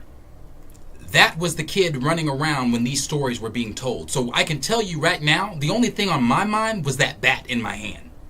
I didn't care about any of that other stuff that was going on. I was a fucking child. So I didn't care about any of that stuff that was going on. It wasn't until, and that's my big mama right there, it wasn't until the matriarch of our family passed away, and now she passed away in 2010, but it wasn't until 2020, 10 years later, that I decided I want to dive in, because COVID, I was bored, there was nothing else to do, and I'm so glad that I had the opportunity to, due to COVID, to dive into my family's history, but I didn't know any of that stuff. So, yes, I knew slaves were in Oklahoma. Yes, I knew my family was enslaved in Oklahoma. Yes, my family knew that we were enslaved in Oklahoma. Yes, my family has talked about that and talked about that within the confines of our fucking family. But what I did not know until 2020 was that my family was enslaved by the Choctaw Nation or anything like that. I was not privy to that information. So that's the part there where they're making me look stupid as far as like me saying, oh, I didn't know that slaves were in Oklahoma. No, I did. I knew slaves were in Oklahoma. His own grandparents moved to Norman in the 60s. My grandparents did not move to Norman in the 60s. Okay, I don't know where that came from. My family is from Hugo, Oklahoma. My family, my mother, her 3 siblings, my 2 uncles and her sister, and my grandmother were the 3rd black family to move to Oklahoma. That's what moved. That's when they were the 3rd black family to live in Oklahoma, to live in Norman, Oklahoma. They did not move here in the 60s. My grandparents still lived in Hugo. My mother's mother decided to pack the family up and get out of Hugo and come to Norman for better opportunities. All right? For better opportunities. Being the 3rd, and I remember my mom has talked to me about this. My mom has told me, there were times when that people were asking them, like, why are y'all moving to Norman? It's a white town. When my family moved here to Norman, the sundown sign was still up. Norman used to be a sundown town. Being the 3rd black family here, when they moved here, that sign was still up, saying, and my mom says that she remembers seeing that sign, letting you know that all niggas better be indoors before the sun goes down, or else. So no, they didn't move here in the 60s. They were just the 3rd black family to move here, and it was not my grandparents, it was my mother and her siblings and their mother. He's straight off the family's allotment near Hugo. His own list of family names led him to a much longer list of names. Thousands. Okay, now this right here, I didn't talk about this earlier. This right here, I have 5 binders. All 5 of these binders represent the 5 civilized tribes. And in representing the 5 civilized tribes, as you see these papers here, if I go back just a little bit here, this picture that he put up on the this screen here. So on the there's by blood cards as well, like full Native American cards. They had their own cards, and the slaves had their own cards. That's how I'm really connecting everybody, is through those books right there. Those books hold every slave from every nation in those books in their Dawes enrollment number. So that's how I'm able to look up a slave or look up someone, or just I'm honestly just scrolling down the list and just person, connect. That's all I'm doing. I finished the Choctaw book. And I think maybe 11 or 10 cards in the Choctaw book out of the thousands of cards I connected in the Choctaw book don't connect. I've not even put a dent in the Chickasaw book. I've not even started the other books. It's a long, because when I work a card, sometimes it can take me weeks, because you have to go through and do every, like it I'm going to show you in just a minute. It's extensive. It takes work. So that's how I'm connecting everybody with those binders. Led him to a much longer list of names, thousands of them on Dawes Commission rolls, all slaves belonging to members of the 5 civilized tribes. So my family comes over with the Pitchland family. Chief Peter Pitchland owned a majority of my family. Each tribe was a little different in how they handled what became known as freedmen. Post-Civil War, some received full citizenship, others allotments, but limited rights. Family story. Okay, and this is an actual picture of what the Dawes enrollment looked like. So whenever our families would go in and be interviewed, they would sit down in a room, or a bigger room full of other people that might have known them or whatever, or that were getting interviewed that day. And they would be interviewed by the Dawes Commission in front of everyone. And it would be loud. It would be, an invasion of privacy on some things or whatever. But it was that's an actual picture of the Dawes enrollment. Names and relationships were written on Dawes Commission cards. Each binder Darius holds, one for each of the 5 civilized tribes, contains long list of former slaves' names. Those names are connected to family trees that branch out in every direction. Now see, that's the only mention we made. Those names are connected to family trees that branch out in every direction. We're almost done with this. We're a minute 37 seconds in. It's only a 2-minute and 23-second clip. When did we mention what the whole purpose of what I've been doing is? We haven't. That was the purpose of me agreeing to this. I didn't need to get on here and be your token of the week. I didn't need to get on here and be what a great state this is and own slaves. I didn't want to be your guinea pig. That was not what I signed up to do. It's crazy because it's people that I've sat next to in school. It's people that I've worked. It's so widespread. So. Yeah. There's so many. Henderson hosts his own YouTube channel that reviews. Now, here's another thing. Why we brought up my YouTube channel, and if you were going to, you should have said Planet Fanatics. Hell, get us some subscribers. But if you were going to bring up my YouTube channel, I don't even know why we did. I don't know what the correlation was. I don't know why, because it had nothing. We talked about a whole lot of shit that didn't have shit to do with the shit we should have been talking about. Not at all. New motion pictures. Over nearly 4 years of research, the script of his own story is still revealing itself with every turn of the page and every new day. I'm so grateful for those stories, having those stories. In Norman, Galen Culver, News 4. Is this a great state or what? And Darius has connected nearly 40,000 names from the Freedmen rolls to current family, including his own. And some others of note include ancestors of actors Alfre Woodard and Don Cheadle, as well as former Oklahoma Congressman J.C. Watts. Good for him. They get on my nerves. Good for him. That's just I'm telling you, bro, the whole thing was bullshit. Which brings me to the last part of what I was going to say here. This I'll have to read to you. So, this is the last thing I'll say on the whole thing here. and this I want to make very clear, because this I'm actually addressing people in, so I want to make this very clear here. And when I say I'm addressing them, I am going to tag these individuals in this video. I'm also going to personally send it to them on their direct messages. And the reason I'm doing all of it this way is because there is a group on Facebook.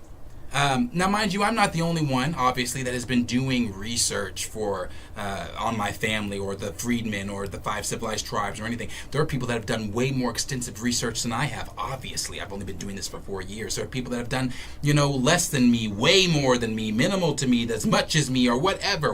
But there are so many Freedmen descendants. I've talked to people from Atlanta. I've talked to cousins from Alaska. I've talked to cousins from Florida, from California, from Arkansas, from Kansas, from right in my backyard. I've talked to people from all over that I have connected with through my tree. As you know, on Ancestry here, I don't answer a lot of people on Ancestry. It's very rare that I do, but if I go to Ancestry here and I look at the page, you will see up here is my that's how many messages I have. I have 49 unread messages, because there's so many, and that's just the unread ones. So many people message me because my tree is ginormous, but it's private. You can't access my tree. So many people message me and they'll be like, how did you do that, or how did you connect this, or whatever.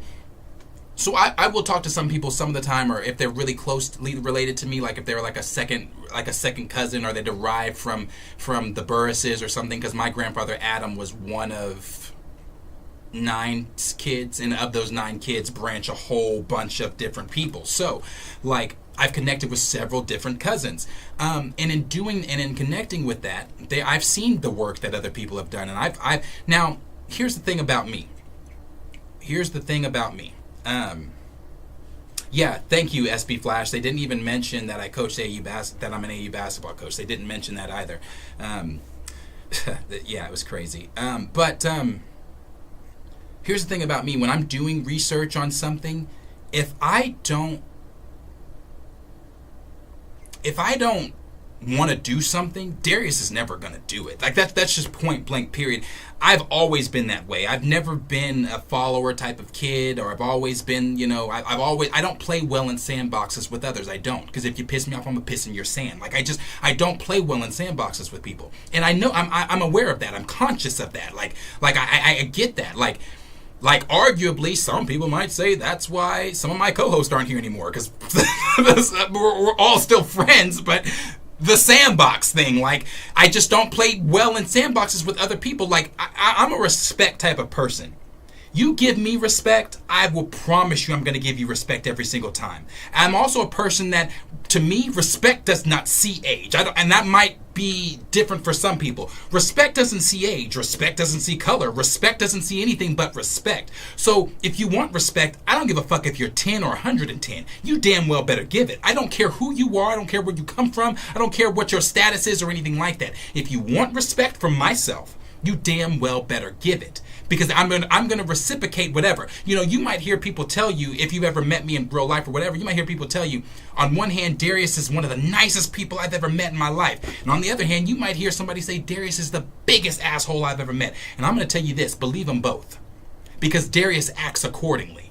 So if you're an asshole to me, guess what? I'm gonna be an asshole back to you. If you're one of the nicest people to me, guess what? I'm gonna be one of the nicest people to you. I'm going to act accordingly. So I'm saying all that to get to my point. I've seen other people's research. I've seen other Freedmen people's and Freedmen descendants that I'm related to, that are cousins, that are on my tree. I've never spoken to them personally, but I have them on my tree. So in doing that, there are people like Angela. I think Angela's last name is Walton. She is a Freedman descendant. Now, unlike other Freedman descendants on my tree, when I connect people via the Dawes enrollment cards to my personal tree, remember how I told you earlier, just before we started talking, or before I got into this, I said in those binders, in that Choctaw binder, there were maybe 10 or 11 Freedman cards that don't connect to my family's tree. Angela's is one of them. Angela does a lot of research on the Freedman descendants, and rightfully so. She's done great work. She's done a lot of great work. She's brought a lot of people together and things like that. I'm not sure of Angela's age to me. I know she's my senior. I don't know what she is to me though. But She's done a lot of good work, but she's not connected to the tree in that way. But she has done a lot of work as far as bringing people together. So what she has done is, I believe, I'm not in the group. I don't. Again, I told you I don't join things I'm not interested in joining. And it's not that I don't want my words to be twisted, because this is going to go to them. It's not that I didn't want to join the group because out of feeling like I'm better or superior or anything like that. I never, no, that's not it at all.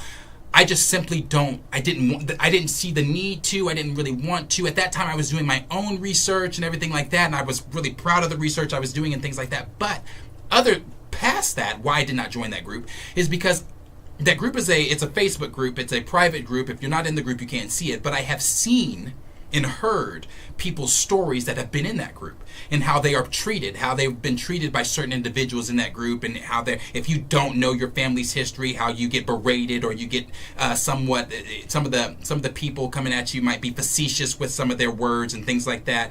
That's one of the reasons I don't join those groups, and that goes back to not playing well in the sandbox. Because if you come at me like that, if you disrespect me, or you try to dumb down my knowledge, or make the assumption that you know my knowledge based off of a 2-minute news clip that was botched, well, I'm going to come at you. And again, that goes back to that age thing. I don't care how old you are. So there's a group called the Choctaw, Chickasaw, Freedmen, Descendants, something, or something like that. And they have a group. And I've seen this group over the four going on more years that I've been doing my research and adding the 44,000 plus people that I've added to my tree via the Dawes enrollment cards, and the extensive work and the studying and everything that I've done, and knowing certain last names and what nations they belong to, and knowing where certain people went after freed and things. I've done my research. I've studied. I'm a savant, I would like to say, in a lot of this stuff.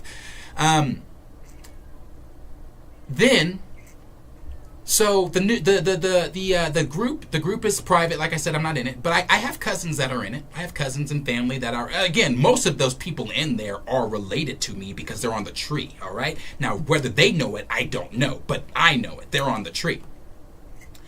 So mostly everybody in that group is just one big family group. Do they know that? I don't know. I'm sure they've made the connections, like, oh yeah, that's my cousin. Oh, that's your aunt. Oh, we're related. I'm sure they've done connections like that. But do they know that one card connects to the next and the next and the next and the next and the next and the next and the next and the next and the next? Probably not. I don't know. Nor did that ever cross my mind to want to go in there and share that with anyone, because I've seen how people have been received in that group.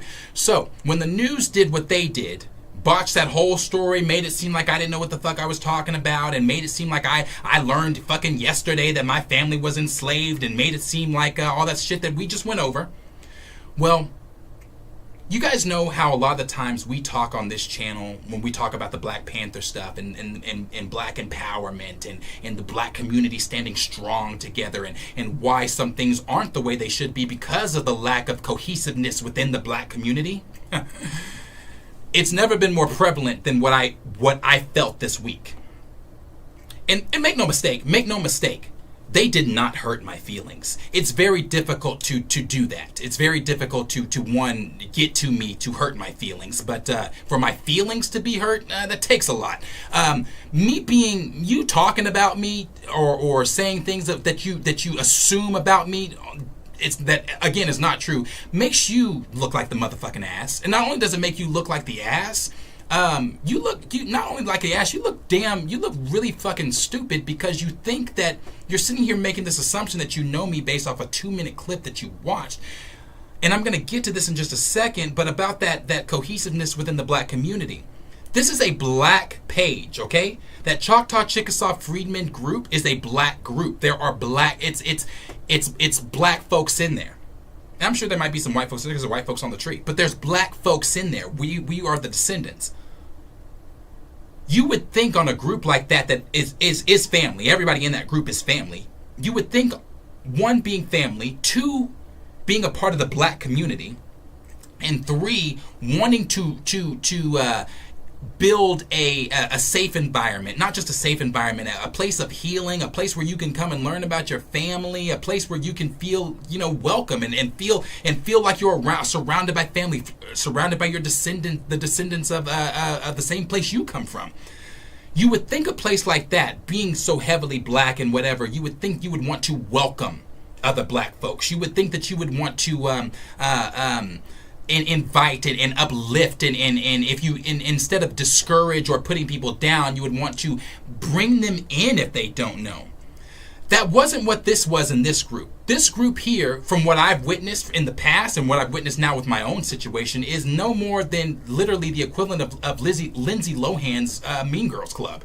This is a Mean Girls type of deal. And I say that because these are people that are double, triple my senior, okay?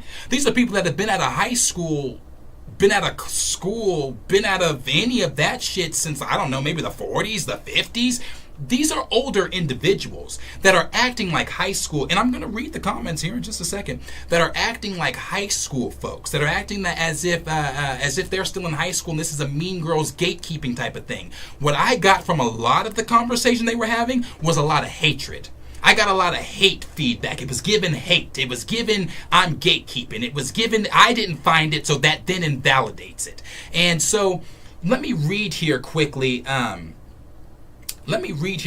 What was said about not just myself, but insinuated towards my family as well. And then once I'm done reading those, I'm going to then have to read some folks their rights, because we think because we're on Facebook, I know social media gives us social cyberballs. I understand that. I get that. When you're sitting behind your computer, you're safe. When you're sitting behind your computer, you can say whatever you want to say, things that you would not normally or necessarily say to somebody in their face or whatever like that. But because you're on the computer in the sanctity of your home or behind your phone or wherever the fuck it is you may be, you're safe. Your cyberballs begin to grow.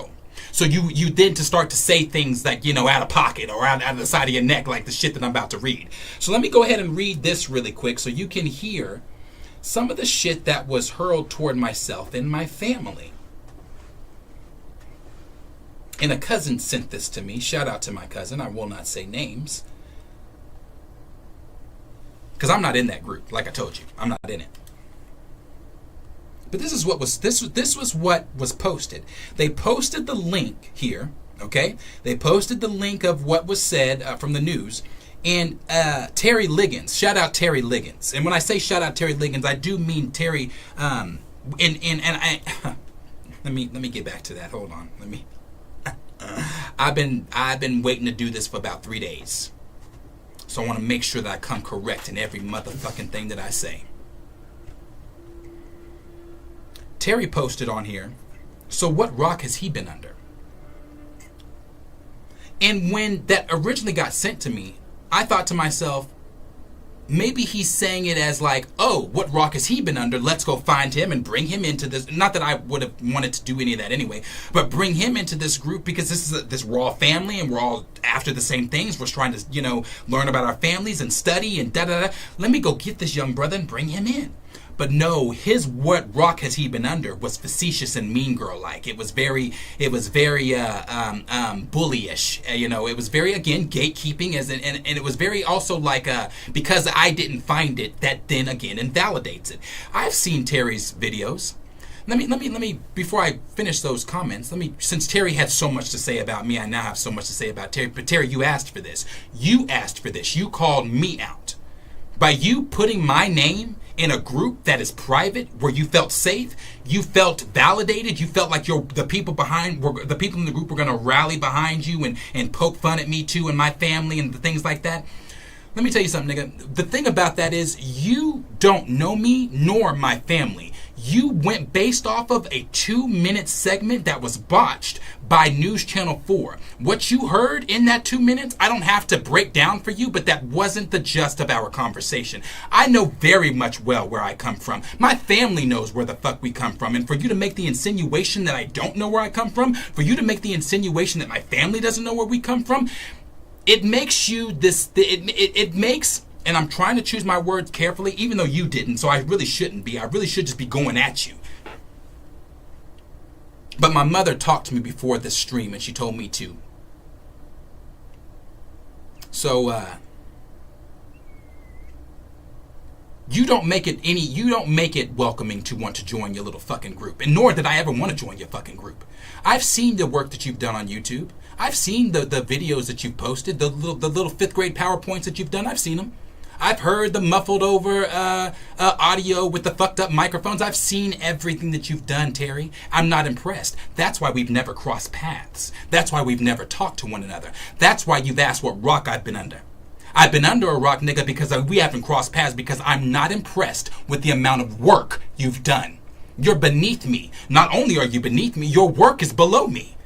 I've done so much more in the 4 years than you have done. How old are you? What, late 50s, early 60s? I couldn't tell from your profile picture. I really couldn't. Again, we haven't crossed paths. I know you don't know me, but you asked for this. You wanted to know me, right? You wanted to get to know me. You wanted to go into your private group and slur all the things that you were saying about me. So now that we're here, I'm putting the ball back in your court, Terry. I'm going to make sure that you see this video. I'm going to make sure that you're tagged, because I want you to see it, because you wanted me to see your shit. And since you wanted me to see your shit and you wanted an attention, you wanted some rise, you got it. You got the rise. And now the ball is back in your court. And I'm eager to hear what it is you have to say. I'm so eager to hear what it is you have to say, because you had so much to say, and I'm not even done. And I'm going to touch on some of the other motherfuckers in them comments too. You had so much to say about myself and my family. Instead of being the big 50, 60-year-old that you are, and putting your big boy pants on one goddamn leg at a time, and coming to my DMs and coming in my DMs and asking me, hey, young brother, let's just go off the assumption that I didn't know my family. Let's go off the assumption that I did learn yesterday that my family was enslaved. Instead of coming to my DMs and saying, young brother, I know you don't really know much about your family and things like that, but we have this group over here where we're branching out, and we're family anyway, so why don't you come over here and we can teach you and we can... But you decided to take the high school approach, and you've been out of that motherfucker for a good 30, 40 years.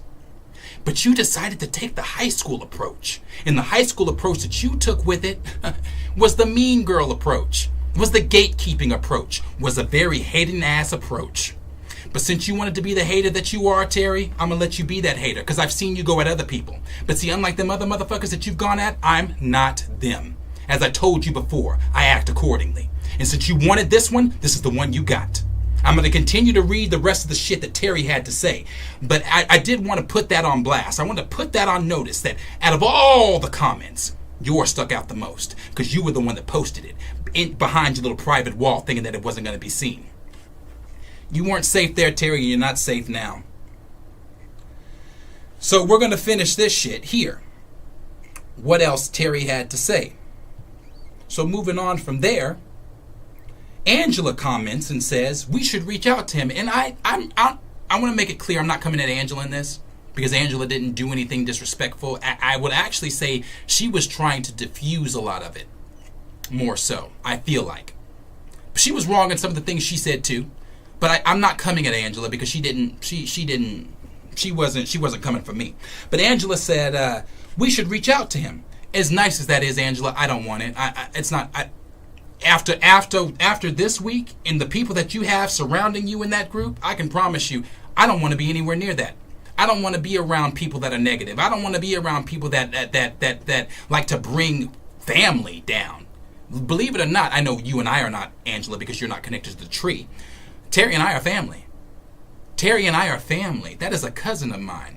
But instead of him bringing, trying to uplift somebody, he wants to bring others that look like him down. Shame on you. Somebody named Lenny Bale said, yes, Angela. Then Verna Downing Rogers. Now she had quite some things to say too. Now, not really as disrespectful as Terry, but she has some things to say too. I don't know these people. Mind you, I don't know these people. I don't run in the same circles with these people. You want to know why I don't know these people? Again, some of them are 20, 30 times my goddamn senior. That's why I don't know these people. So then Verna Downey Rogers says, I wonder how old he is, Mr. Terry Liggins. Please don't be shocked and show grace to us amateurs. Let me explain something to you, Miss Verna. And let me explain something back to Terry. I don't need Terry's motherfucking grace. What do I need grace from Terry for? Grace for what? I need grace from him because he believes that I'm the amateur historian. If you want to call me that, you can call me. I don't give a fuck what you want to call. You want to call me amateur historian? Fine, you can call me that. You can call me whatever the fuck you want to call me. But what I don't need from Terry or any of you in that group is grace. I don't need grace from any of you. That's not, not just the grace. I don't need a motherfucking thing from any of you. So she goes on to say, when one is lifing, it doesn't leave much time to research. And again, I don't know who in this group appointed these people as far as like is thinking that they're all knowing, or they know all black folks, or we all come from we're all the same, or whatever it is that they might think. None of them know me. So for her to say, which one, when one is lifing, it doesn't leave much time to research. Bitch, you don't know what I do. You don't know how much time I spend on Ancestry. You don't know how much time I spend studying. You don't know what my life consists of. You don't know what my job is. You don't know anything like that. For all you know, I could be a trust fund baby and have nothing but time to sit on Ancestry. For all you know, I could be co-founder of goddamn Ancestry. You don't know shit about me. But you all made it seem like you know me through a 2-minute fucking segment. And I guess I don't know if that's like age or if that's... Well, you're right, mama. I don't want to go too hard. Then she says, I'm a firm believer that it is passed down to certain individuals. One, they don't understand their assignment as well. Trust and believe it ain't going nowhere. The ancestors will get their story out one way or another. I don't even know what the fuck she was talking about with all that shit.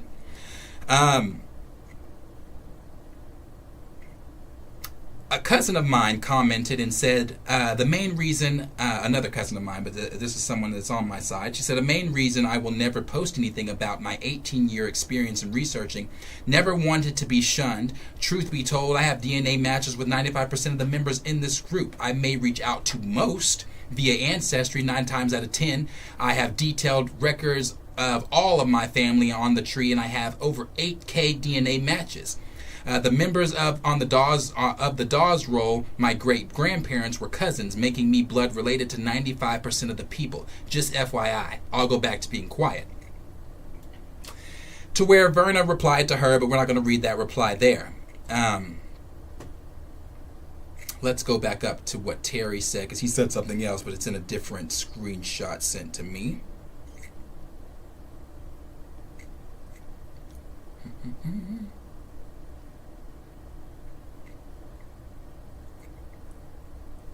Okay, so after Verna said what she said about giving him grace, Terry came back and said, "You are right, and it may be time for me to crawl back under my rock for a while." So when he says things like that, and he's coming in so confident, the way he's talking on these comments, it lets you know that this is not new behavior for Terry. This is Terry 24/7. Because he's gatekeeping. He thinks that he has some type of autonomy over Freedmen Descendants and Freedmen Descendant knowledge. You don't, nigga. You don't. You don't own shit. Now you can own that little group that you're in, and you can talk all the shit you want to talk in that group, but you need to be careful of the paths you're crossing. Because you don't know who the fuck is in that group, and you don't know who the fuck's ears it's getting back to. So yeah, I suggest you crawl back under that motherfucking rock too. The rock that you accused me of being under. So then he goes on to say,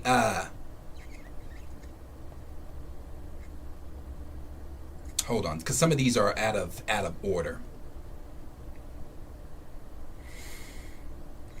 Some of these are out of order. Angela said, I also give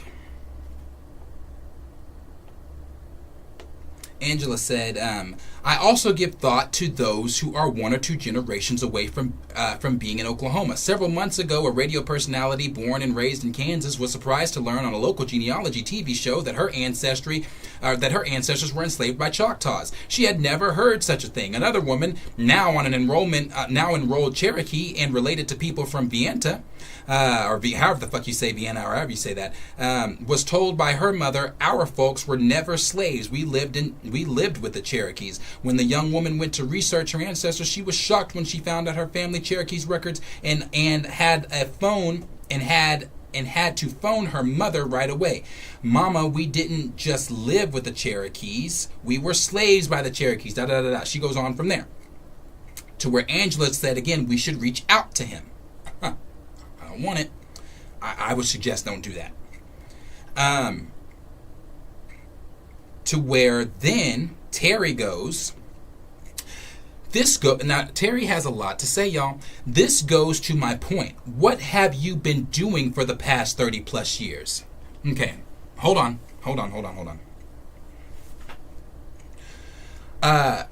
Educating the public on Freedman history. Google Freedman, your name. Videos, websites, podcasts, blogs are all over the landscape. Maryland's flight for Cherokee Freedmen on TV, magazines, newspapers galore. Now he's talking about me. How do you fill 5 notebooks on all 5 civilized tribes and not have a clue? I'm just saying. He may not have known about his connections, but he had to see something while aimlessly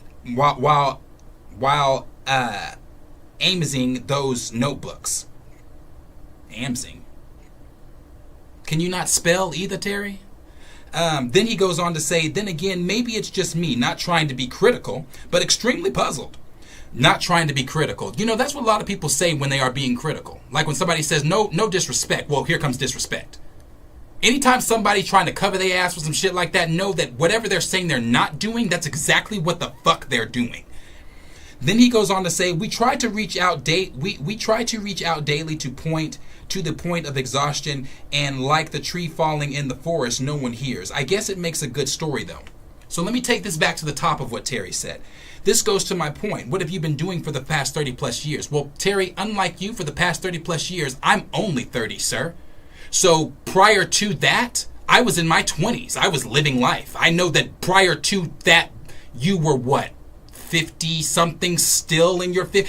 I understand you've been old for a while. I haven't, sir. I haven't. I'm a young man. I was partying. I was doing all types of different stuff. I was coaching AAU basketball. I was living my life, not really focused on where my family came from. Again, knowing where my family came from, but not really interested in digging into my family's history. Not that I have to explain that to someone like you, but you did ask. So for the past 30 years, which I, again, in newly 30, with being in my now 30s, I'm sorry that I wasn't knee deep in this research at 21, 22, 23, and 24.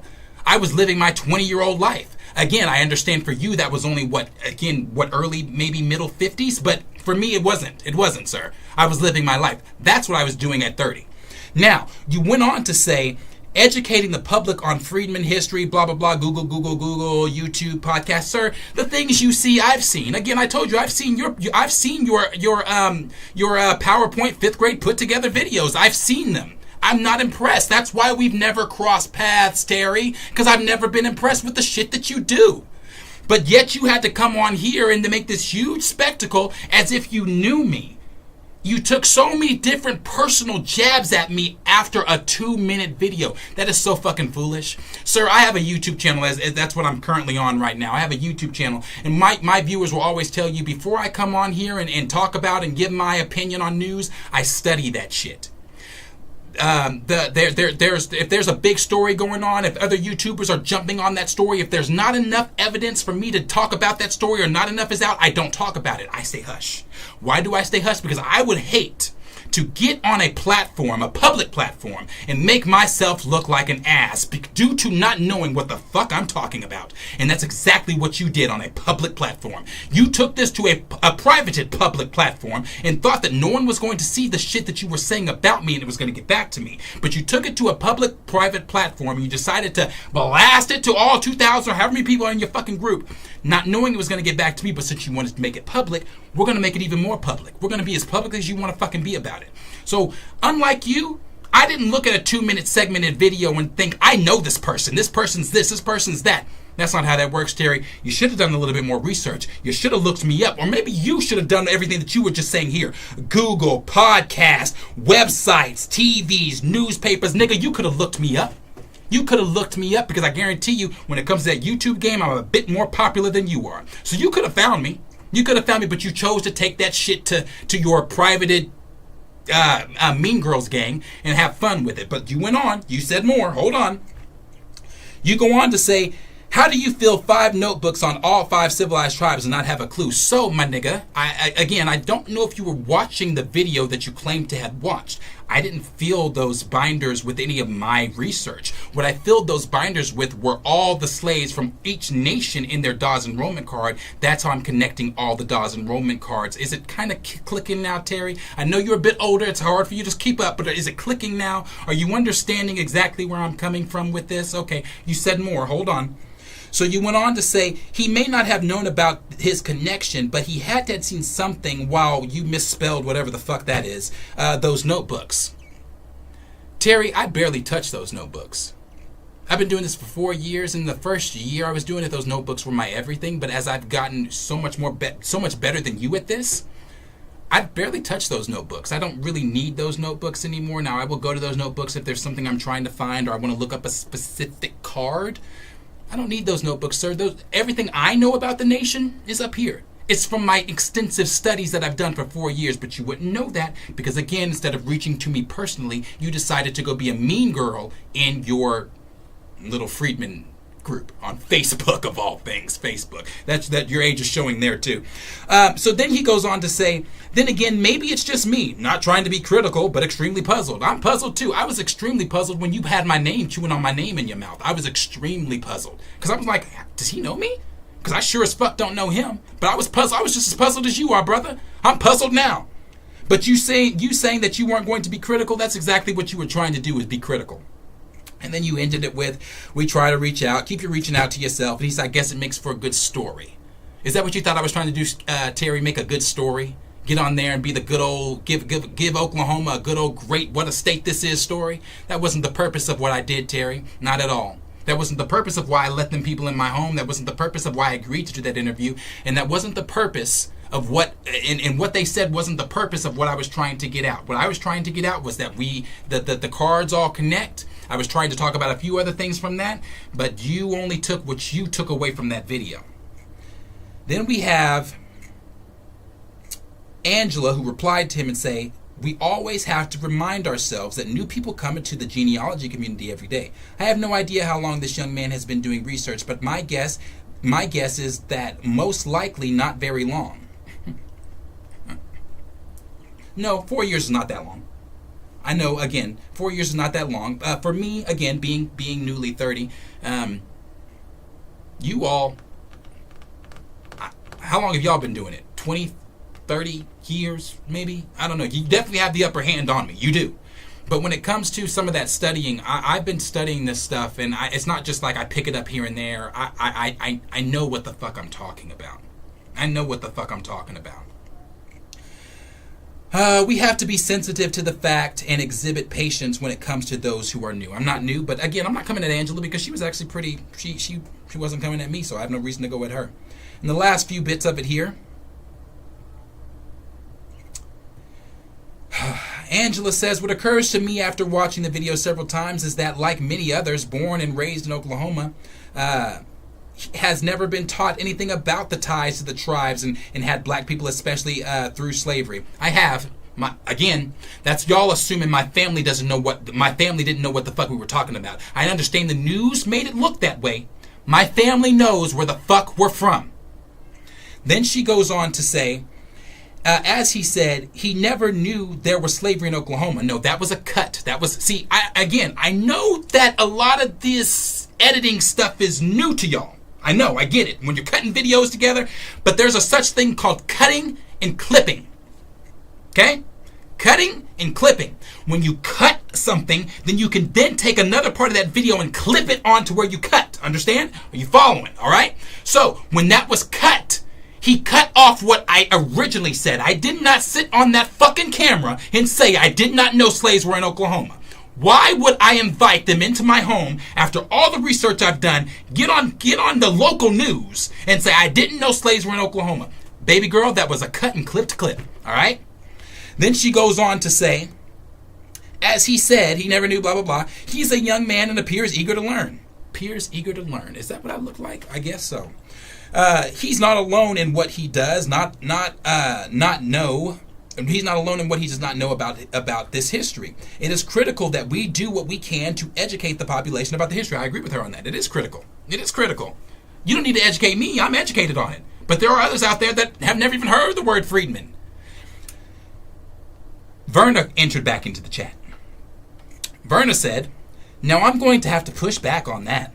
Oklahoma, born and raised, know they have ties to Native Americans. And I love how we assume that every black household or every household is the same. Again, when you make assumptions like that, y'all look so ignorant. You look so foolish and ignorant. Not all of us come from the same backgrounds. Not all of us come from the same households and parents and stories and things that are shared within our families. Actually, most black families, when a lot of black families don't, like on my let me give an example, a personal example. My father's side of the family. My grandfather, my pawpaw, my dad, my grandmother's father, who's passed now, but at the time when he was living, my Nini and him, their parents were slaves. They were children of sharecroppers. The land that they own, that my pawpaw owns, is the same land that his father owned, that his father got when his father was a slave. Are you following? I know my family's fucking history. Don't do me. They never liked talking about their slave history. So in a lot of black families, when you make the assumption that every black family knows where they come from, no.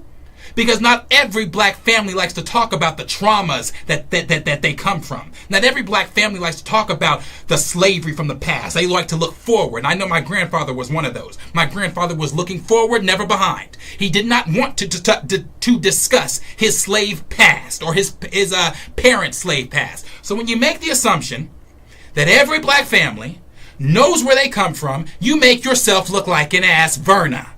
Then she goes on to say, depending on their individual upbringing is where the problem lies. You hit the nail on the head there, Verna. Then she goes on to say, people want to skip their African heritage and go straight to I'm Indian. Now, I don't know where she's going with that. I don't know if that's pointed at me or whatever. I don't skip my African heritage. On my father's side, my sixth great grandmother Tabby is straight off the goddamn boat. Straight off the fucking boat. Her and her mother are straight off. I know. That's why I say you got to stop assuming you know people. You got to stop assuming you just because you heard a snippet about something or whatever that's that person. I know that person. You don't. You don't. You don't. I talk about that shit on my channel. So many times when people think that they know these celebrities just because these celebrities they share their lives with us on Twitter, they share their lives with us on Instagram, they're always in the tabloids or whatever. You don't know these people just like you motherfuckers don't know me. You don't know me. So I know my African history just as well as I know my Native American history.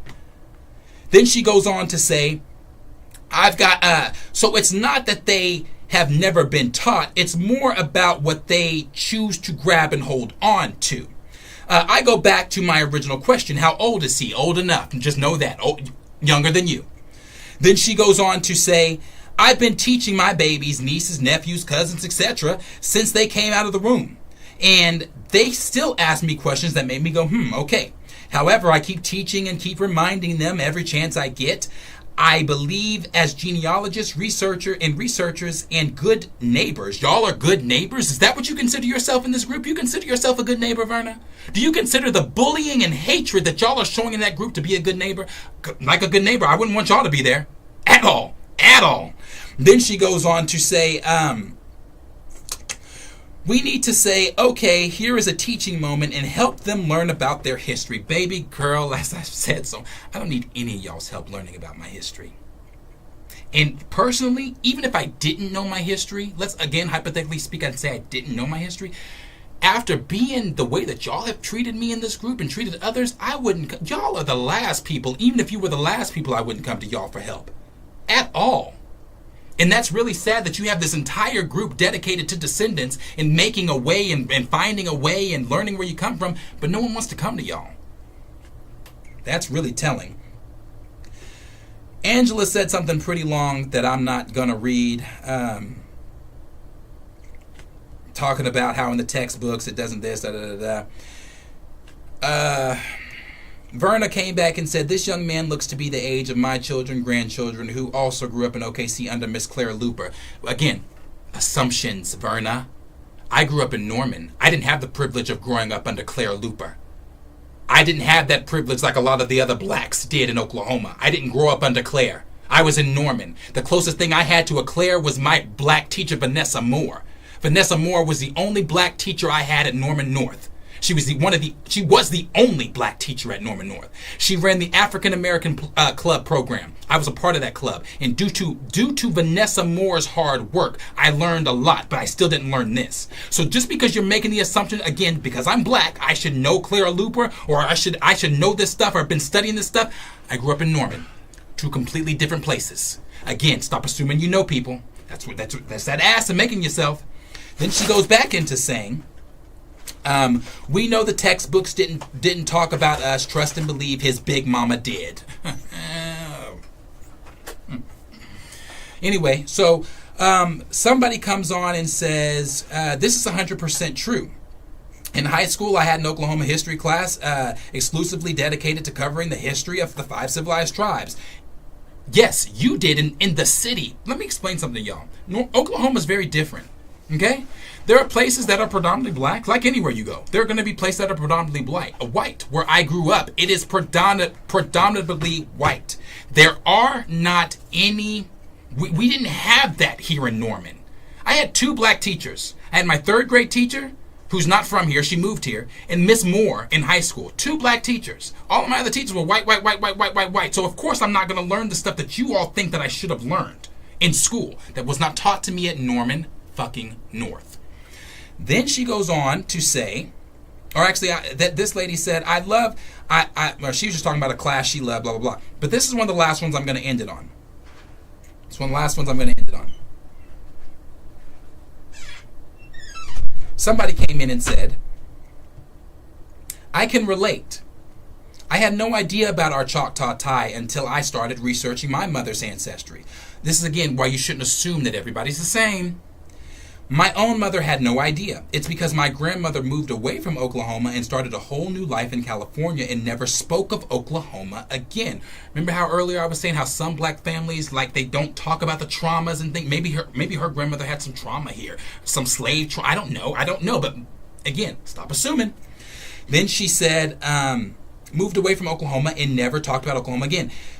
She then had my mom and gave her up for adoption. My oldest living relative, my grandma's brother, is literally living near where they were raised and completely denies, hold on, I want to make sure and completely denies any affiliation with the tribe, even when I present him with ancestry evidence. It's infuriating. Again, traumas. People's families go through different traumas. Just because your family was so open and giddy about being slaves, not everybody's family was. Stop assuming. I shouldn't have to teach you that lesson being as old as y'all are. Then she goes on to say, so speaking on my family, we had no idea we were Choctaw, and my uncle that knows everything just gaslights the heck out of all of us. He's afraid of something. So yeah, I was 30 before I found out, and my mother was almost 60. So, and then the last one. This is my cousin Shantae. Shout out to her, and I know she won't mind me saying her name there. Shantae said, the statement made about my cousin Darius Henderson has given me reason to pause. The statement was the statement, what rock has he been under, was both derogative and provoked speculation about his knowledge. This type of elementary commentary of my cousin, and perhaps yours as well, being that majority of us derived from Indian Territory, Oklahoma, is divisive and quite telling. We should be a community that supports and encourages. With that condescending question, it would be remiss of me not to ask you, what was your aim to making such an inflammatory comment? Be mindful, we are community and many of us blood. To where Terry's response was, you don't have to pause, I will, I'm done. And I'm done now too, Terry. And I'm going to end it with what the young woman said. What was her name? What Kaishi, Kashie, Kashie, when she said she was 30 and her mother was almost 60. See, this is what happens when y'all come in so hot and heavy. When you think just because you've done extensive research and you know your family's research back and forth, left to right, that every black person from Oklahoma should know their story left and right and everything like that, you make the ass of yourself. This young woman doesn't know either. Well, I knew. She doesn't know where she comes from. And there's nothing wrong with that. If anything, if I would have been in y'all's little group, I would have embraced her and said, hey, if you're interested in wanting to know more, I would love to help you. I would love to help you because this is fun for me. It's fun doing this research, so I would love to help you. I don't know if I would have joined you in the bully gang, though. You know, something I've never been is a bully. I've never been a bully. I've always actually kind of looked down on bullies as far as, like, you know, treating someone differently because of the way they either look different than you, or they think different than you, or they're not as far as you are, or whatever. That's not something I've ever done. So I thank you, though. I do thank you. I thank all of y'all for giving me the little bit of shine that you decided to give me in your little Mean Girls group. Not something I would ever want to join, like I said, but I do appreciate you. I do appreciate you giving me content to talk about, because you've definitely given me a lot to talk about, and I'm going to split this video up in so many different ways, and I'm going to make sure that you all get a copy of it. But I do want to. I want to thank y'all. I thank you for that. And again, not that I need to explain anything to any of you, but as I said earlier, I know my family's history. I know where I come from. I don't need you to explain shit to me. I don't need you to get in your little group and talk shit about me or my family. That y'all need to watch out for. I don't need y'all to do any of that. Keep the hateful ass comments to yourself, because if we have to have this conversation again, it's going to get a lot more extensive than just a YouTube video. Keep my name, my family's name, out of your mouths. I don't care if you're on my tree or not. Because I have a lot of people on my tree that I would prefer they not be on my tree. And again, until we cross paths, I knew you were on my tree, but I didn't care to have the conversations with you. But you wanted this. You asked for this chaos. So you got it. Once again, I do appreciate everybody that is in the chat hanging out with me tonight and wanting to come in and listen to everything that I had to say. I'm pretty done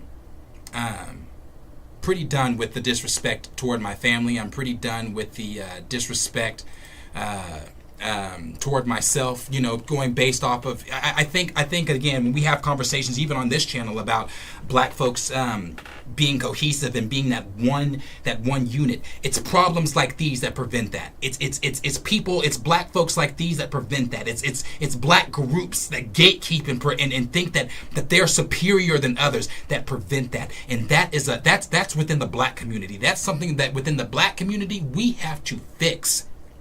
I'm telling you, I as I've said many times, I can't. It's not built. I'm not coded that way. I cannot look at someone who either thinks differently than me or whatever, and then automatically deem them. Even those even the anti-recasters that we talk about on the channel. I've said before, your opinion toward BP is shit, but I don't know you outside of that. So I'm never going to make the assumptions and go at people personally or whatever or anything like that. Unless I have the facts and the knowledge and everything else, I'm not treating somebody like a piece of shit, like a piece of dirt. I'm not going to do that. I know that's what y'all did, but I'm not going to do that.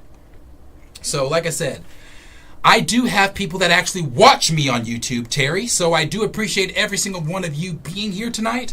I do appreciate every single one of you hanging out with me, and even if this is like, you know, like I said, this is not the normal content that we do. This is not something that I normally discuss, but I did have to get a lot of things off my chest, and I definitely want to do this tonight. This was the best place for me to do it on this channel, to try and just get a lot, like I said, get a lot of that stuff off my chest. So,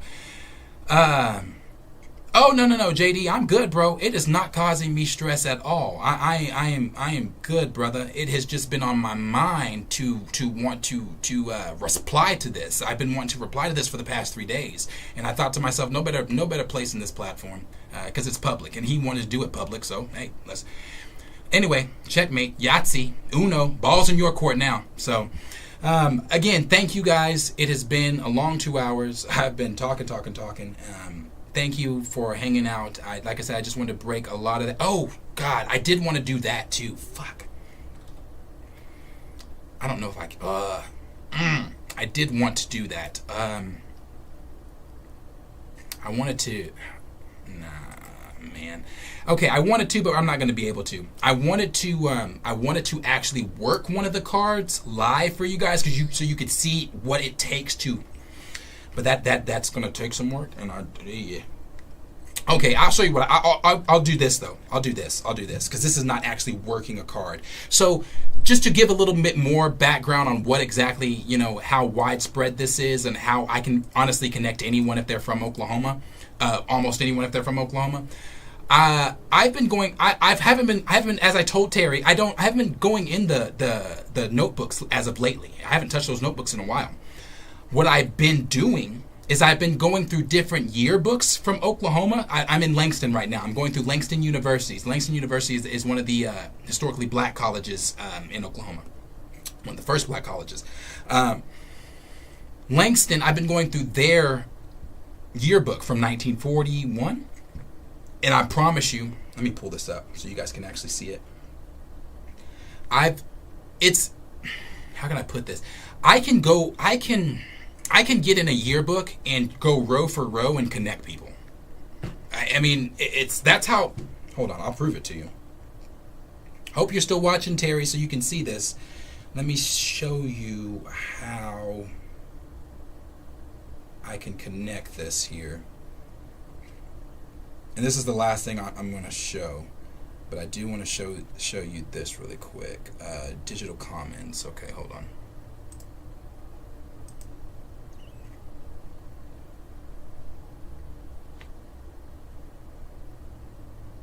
Hold on. Shit.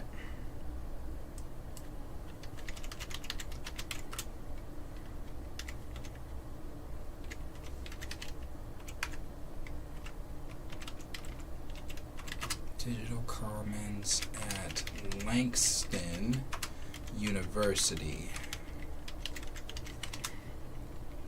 All right, here it is, right here, 1941. The yearbook here.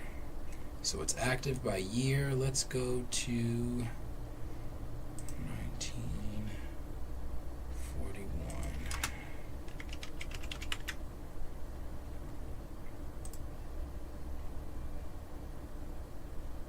Oh, is it gonna make me download it? That's fine, I'll download it. That's fine, I don't want to, but I will. Okay, so this right here, this is a yearbook, all right? This is Langston's 1941 yearbook. So I'm going to just show you guys really quick what this is. Okay, this is Langston's 1941 yearbook. Now, if I scroll through this is how bored I get as a amateur genealogist. I get bored with the cards to where I just want to go connecting, see if I can connect anybody else just because I'm bored. Can I do it? Let's see. So if I go through Langston's yearbook, as you see, it's going to give, obviously, principals, teachers, professors and everything like that. But then as you get into, oh, sorry, those are still teachers. As you get into the lowers here, see, here's the seniors. So this is the senior part. I have been able to, I've already done a lot of the seniors. I'm actually out of the senior section. I'm now in the junior section. I'm working my way down. I'm in the junior section now. So I've already I've connected, she's on the tree. I've connected her. I think I've connected 5 individuals from this page here. I've connected individuals from this page here. And mind you, all I'm doing is going through, I'm looking at the name, because if you look here, I can't zoom. Yes, I can. Yes, I can.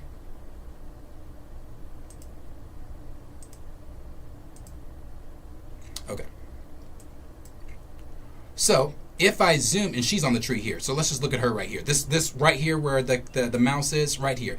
She is on the tree too. Her name is Bernice Guess. The Guesses were owned in Choctaw territory, or Indian, Choctaw. Are they Choctaw? Yes, Choctaw. Choctaw. Are they Choctaw? No, the Guesses come from Texas. They married into everything, but they had a lot of kids. There's a lot of Guesses. Anyway, Bernice Guess. So all I did here was I went to the yearbook. I scrolled down, got to Bernice's name, and as you can see, it says Bernice Guess. It has her nickname, it has what she was in school for, and it has where she's from. She was from Okmulgee, Oklahoma. All right.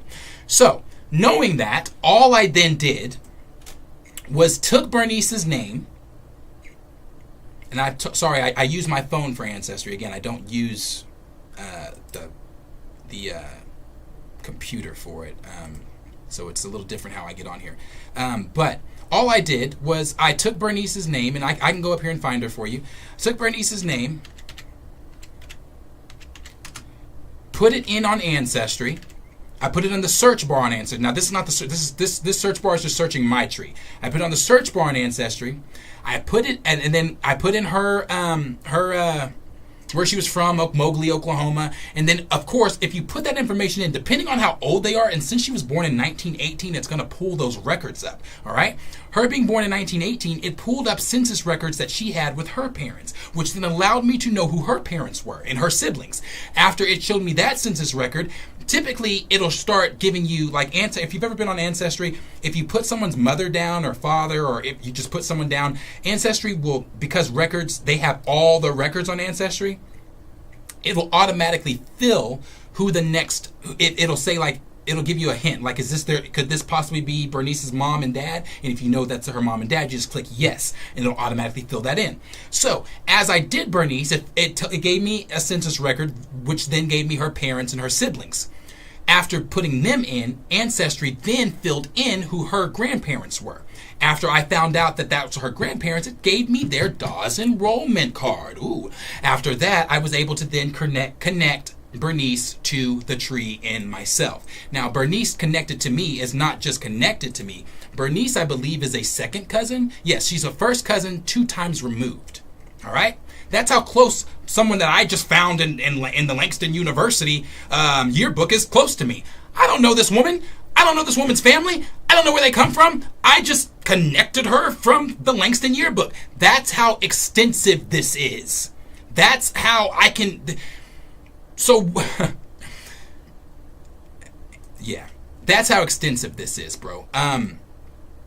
Hold on. So I will actually show you one, okay? I will show you one. Now, let's get out of the juniors, or out of the seniors, and get down to the juniors, because I'm done with all of them. I've connected everybody that connects from the seniors. So let's get down to the juniors. Where are they at? They should be coming up.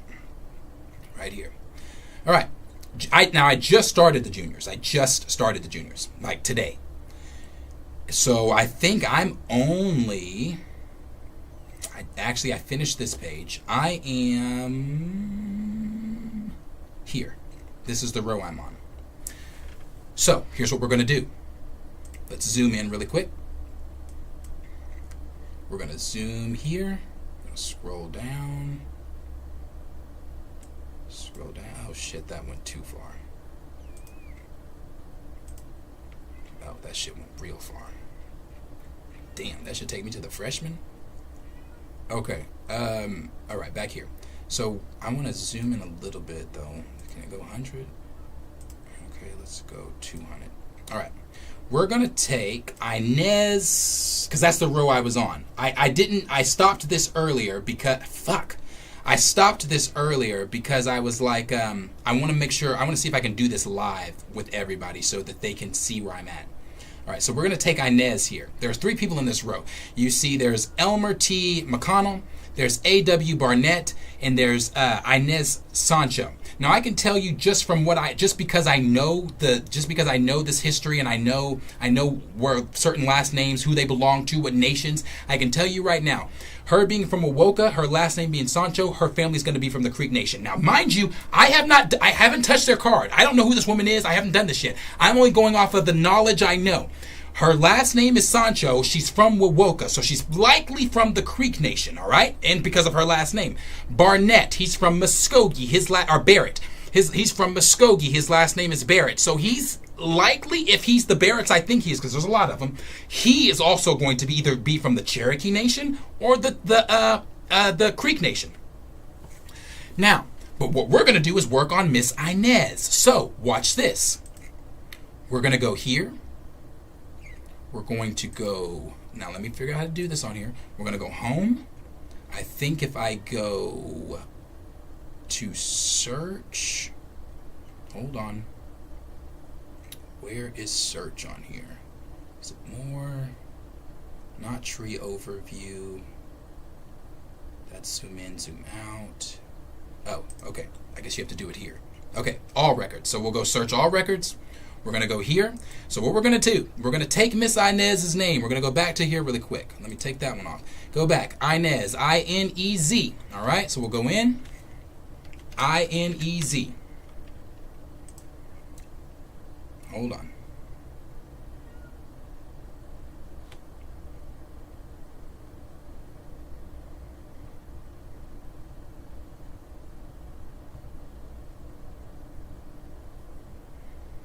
Sorry, my mom texted me. Okay, anyway, we're going to take Inez, I-N-E-Z, and we're going to go back, and we know her last name, S-A-N-C-H-O. All right, we'll go back to her just to make sure. All right, S-A-N-C-H-O. I want to make sure that nobody thinks there's any tricks or I'm doing anything weird. All right, boom. There it is, there it is, there it is.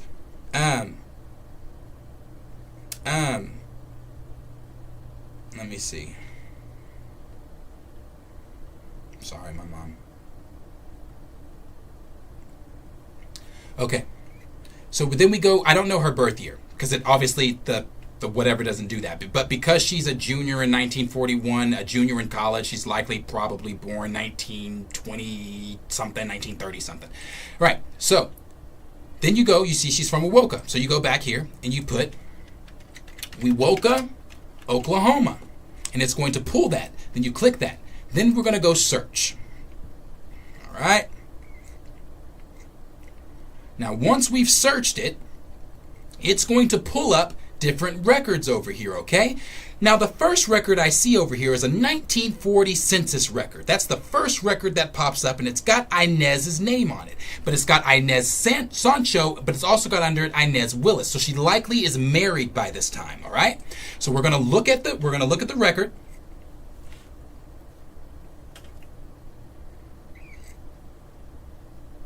And then we're going to, Jill said Terry has Bernice on MSN. Then we're going to scroll. Okay, so yes. So if we go over here, we scroll down. See that highlighted part right there? If I zoom in a little bit. You've got Inez right here, all right? So Inez's mother looks like she might have remarried. Inez's last name was Sancho. Her mother's last name is now Willis, okay? Because if you look, it says the head of the household, his name is Oscar. Oscar Willis. His wife is Rosetta, if I'm reading that right, Willis. And then they've got their daughter, Inez Sancho. So sometimes in the census records, you got to pay attention to that. Sometimes they might put stepdaughter. Sometimes they may not. It depends on how he told her, how he told the census taker. If he told the census taker, that's my daughter, then they just put daughter. If they told the census taker, that's my stepdaughter, of course they would have put stepdaughter. But he probably viewed Inez as his own daughter. Even though she's not, he probably viewed her as his own daughter. So what we'll then do from here, this is really difficult for me on the phone or on the computer. We'll save her and then we're going to go add new person. All right. So when I do this, it's then going to add Inez. We're going to make her female because we know she's female. It's got her name, her last name, her birth date. Oklahoma was her place she was born. Then we'll just go save. Cool. Now we've saved it. Now we're going to go to Inez. Okay. So this now brings me to Inez. So then what we'll do from here is we will, I want to view the tree. Yeah. So we'll view it. This is going to take me away from Inez though, so I will go find her.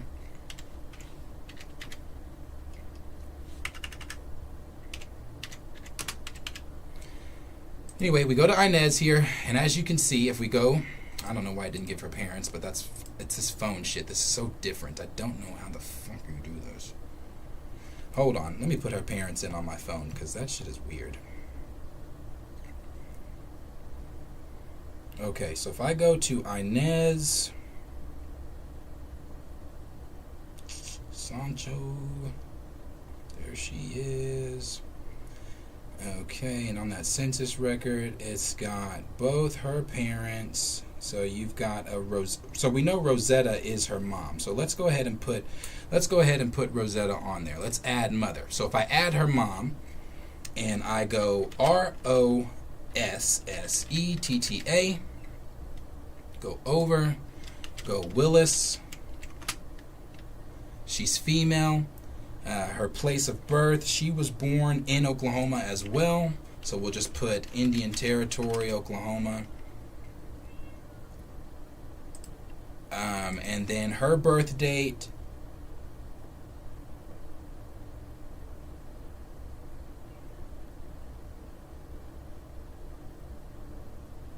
she was 36. She was 36 in 1940. So if you do, what is that? She would have been born in 1904. So you want to put that in. 1904. All right, that's good. That's all done. Now you just do save. Now once that's saved, you go to Rosetta. Let me see if I can do a view. God, I don't like this shit on here. Okay, view and tree. There we go. Now you see how now, earlier when we were just looking at Inez, before we added her mom, it didn't have these little hints, right? So now it has these hints. And those hints are what I was telling you earlier, how it would give you hints on, is this person the person you're looking for, blah, blah, blah. So now we're going to look at these hints for Inez. And the hints that it has is just more, it has, or not for Inez, for Rosetta. The hints that it has for Rosetta, it is that she was living in the Seminole Nation. So Sancho, honestly, is actually, I take that back. Sancho is going to come from the Seminole Nation, not the Creek Nation. Please forgive me. That is going to come from the Seminole Nation. So when you look in here, and we haven't gotten to a card yet. We're still at the census record. Another census record. So on this census record, it's still got, it's the census record we originally looked at for Rosetta. But let's see if we can find a different one for her. Now this one's not going to have her parents or anything. It's still going to have Oscar, and now they've got, yeah, it's just got her husband Oscar. So if I was to add this, and this is her find a grave too, so I could also do that. Is her mom on here?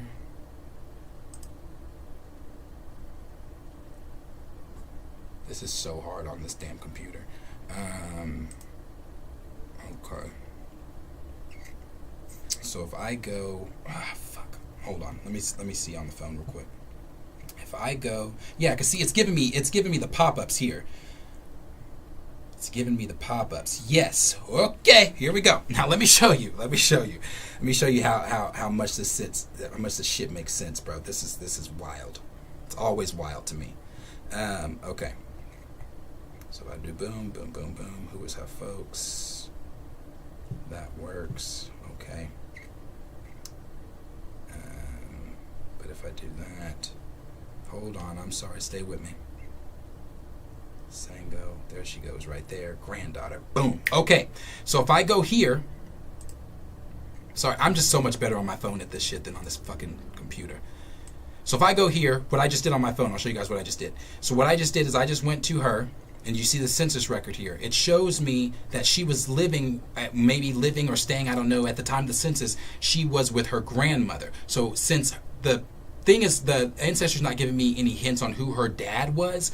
That's how you're going to go to this. Now, this could be her mom's grandmother, but it's not. This looks like it's going to be her dad's. Where is she? Here she is here, Inez. Okay, so she was living with her grandmother, and her grandmother's name is Daisy Sango. So what I then want to do is I go to, I'm going to do this, I'm going to do it on my phone, but I'm going to shift it to the computer. So I'm going to go to my tree here on the phone, and I'm going to see if Daisy is already on the tree, because it's a very possibility that she is. So if you go Daisy Sango, okay, no Daisy. So since Daisy's not on here, you then click on Daisy, because I should be able to click on her. I don't know how this stupid shit. Okay. You then click on her. Where is she? Right here. All right. So you see, boom, boom, boom. It should have her date of birth, or likely date of birth. Estimated date of birth was 1885. Now, 1885, she would not have been a slave. Her parents were probably, her parents would have been slaves. So if I go into my Ancestry, and I put Daisy on here.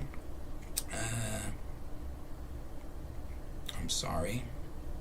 How did they spell it though? With an E. Okay. And I put Daisy on here, and I go Sango, and I go place she lived. She was living in Oklahoma. You can put Oklahoma or Indian Territory, Oklahoma, whichever you choose.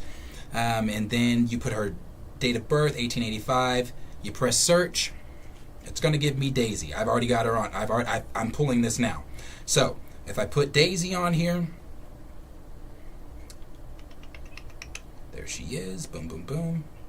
Daisy and her daughter. She had a daughter named Rosie Thompson living with her. Now, if I back out of this, hold on, stay with me. I'm going to show you how it connects. If I back out of this, all right, and I go over to, let's X this, sorry, and I go back to my tree. Let's view in tree. We view in tree, right? Okay, so what we know right now, we've got Inez here, we've got Inez's mother, Rosetta. Inez's mother, if Inez's mom was a Sango before she was a Willis, maybe. Now, I'm thinking Inez's mom was dad was a Sango, but we'll get to that in just a second. So if I go there, and I go to find in tree, and we look at Daisy, who I just put on, and we just saw was Inez's grandmother, you see it gives me a hint for Daisy. So if I click on Daisy and I go to profile, I'm gonna have to do this from the tree now. If I click on Daisy and I go to profile, it gives me that. But I can also click on Daisy and there's a marriage record for her where she married a James Carter. So if I click that for her, get her with her husband James at the time. Okay, then I go down, get out of that, go back. And then hold on, I'm coming. You go to Daisy, Sango, you go to view, go in.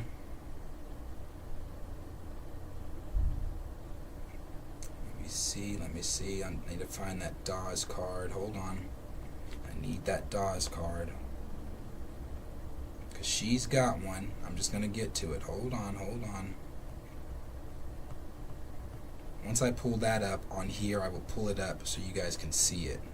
And you guys can see how we're going to connect Inez, who we just found in a fucking yearbook. Let me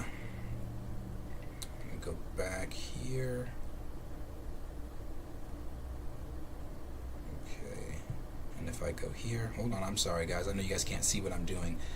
It's so hard to work on the damn computer. Go here, oops, here, boom, boom, boom.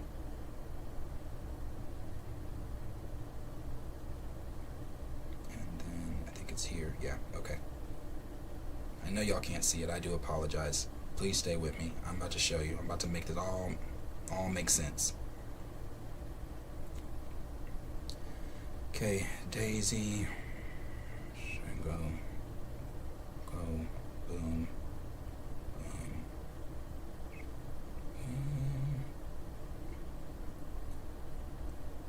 Oh, fuck off.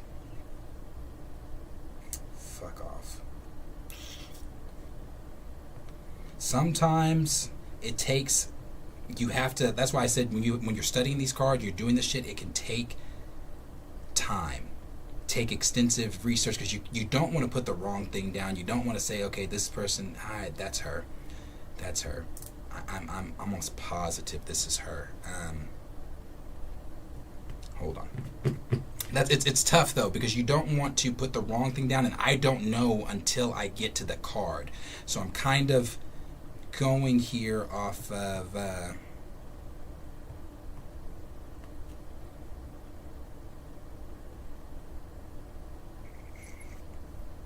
1885. Okay, do this then. So if I go back up here really quick, and I go to here, and I go Sango, and that would have been Seminole, yep. And I go search.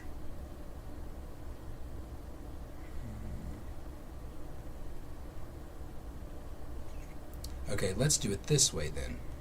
Since they want to do it that way, we'll go back to Inez, because I'm gonna have to do it from Inez since Daisy is not wanting to cooperate, and that's fine because I already have a hint on Inez. So I would just go back down to Inez really quickly. Boom, boom, boom. Take it over to Inez. And that's, guys, and when I'm doing it like this, like, it's sometimes, honestly, and I'm not exaggerating, if I find a card, it can take me 3 weeks sometimes to fully break it down. It can take a long time. It's not going to take that long with doing Daisy in them because it's just not. But okay, that's what I needed right there. All right, so if I go here, go to Daisy.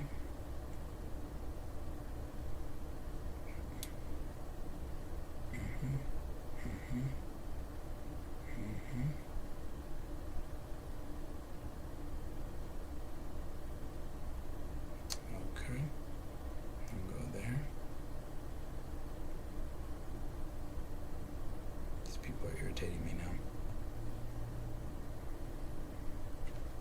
Hold on. That's why I really wanted to do it on the screen for you guys so you could see exactly what I'm doing, but this shit is hard to work on that fucking.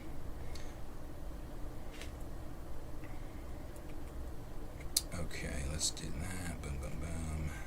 Boom, boom, boom. And boom, boom, boom. Okay, the Willises as well. So her mother, Inez Sancho's mother, Rosetta Willis, married an Oscar Willis. Now, Oscar Willis is not Inez's father, but they've, you know, like I said, I explained that on the census record there. Now, if I look at Oscar's, because it looks like it's going to be 2 ways for her. It looks like her mother married somebody else whose family was already from the nation, which is Oscar Willis. So if I go down through Oscar's, and I put in some of his information here, it gives me his death date, his Find My Grave, and it gives me that he was in Wewoka, Oklahoma, so likely maybe Creek Nation, could be Seminole. Like I said, both of those nations were pretty close with one another, as far as like the slaves and things like that, or the families that reached out to one another. So he married a Cudjoe. Now here we go. Let's go over here really quick. Hold on. Let me go back to here so you guys can now see what I'm doing, because it's about to now do it. Go back to Inez real quick. All right. So if I go to her view, to view the tree, you can see what I've done here. Now Oscar is not Inez's father. He's not. I'll change that in a minute. But Oscar, as you can see, had an Alfonso Willis, his son. Damn, can I not? How the fuck do you do that on here? Sarah. He had a son with Sarah Cudjoe. Now you see Sarah here, right? All right. Now let me work Sarah really quick so I can fix that shit so you can see what I'm doing. So Sarah was a Cudjoe. The Cudjoes were from the Seminole Nation as well. And if I scroll on Sarah just a little bit more, I will find Sarah's mother. Sarah's mother's name was Rosanna Stewart, and she had a sister named was that Gladys? Hold on, I'm about to round it. You're about to see. Hold on, you're about to see. You're about to see. Hold on.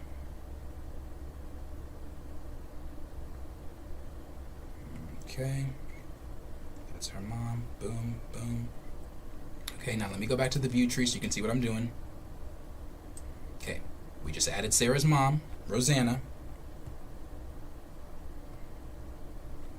Okay. Alright, and then you got their sibs. Hold on. All right, now let me refresh that so you can see exactly what I just did there. I just added her siblings, all right? So, as you see, just added the siblings. Boom, boom, boom, boom, boom. Those are her siblings. Now, if I go back to Rosanna, and I look at Rosanna, who was born in 1886, you can go to her. Okay, so, yeah. Okay, obviously she had she had kids with several different people. She, from the nation as well. So it's now giving me her parents. Her father's name is Ed Stewart. Mother's name is Diana Dennis. Hold on. The card's coming. I'm about to show that card. And show how that connects. So we got Diana. Boom, boom, boom, boom. Scroll through that. You can find that. And lo and behold, hold on. Let me show you the magic. Let me show you the magic. Let me show you the magic. This is so. All right. I want to make sure we're all on the same fucking page and everybody's listening. We started here with Inez, who ain't even looking at the camera. We started with Inez, okay? Let me make sure you can hear me. We started with Inez, okay? So we started there with a woman. I have no idea who she is. I just plucked her out of the yearbook because I happen to be on that row. Now, we took Inez and we went here. Now, we know Oscar is not Inez's mother or father. We know that. But her mother married this man and had kids with him. That does not then make any type of relation really to him besides, having, by blood, I guess you could say that way. They do share blood now, having the siblings and things like that. But you look at this. We go from Inez, we go up to her stepdad, and then you go over. He married Sarah Cudjoe. Now her mother connects as well. Inez's mother is Inez's mother's parents and her mother are from the nation. They were Indian, owned by slaves, or owned by Indians as well too. But he also married another woman and had kids with another woman that was owned by slaves as well, and that's the Cudjoes. The Cudjoes are from the Seminole Nation. So from Inez, we go up from Inez to Oscar to Sarah. Now I can connect it more than one way. This is just the first card I've seen. I guarantee you I'm not going to do it all on here. I'm just going to show you guys the process of getting to the card. I can connect Inez 3 different ways. I've now connected her through her stepmom, Sarah. Boom, because Sarah's mom has a card. I can connect her through her stepdad, Oscar, or 4 different ways. Sorry, her stepdad, Oscar, because Oscar, the Willises, are also from Oklahoma, and they're going to have a card.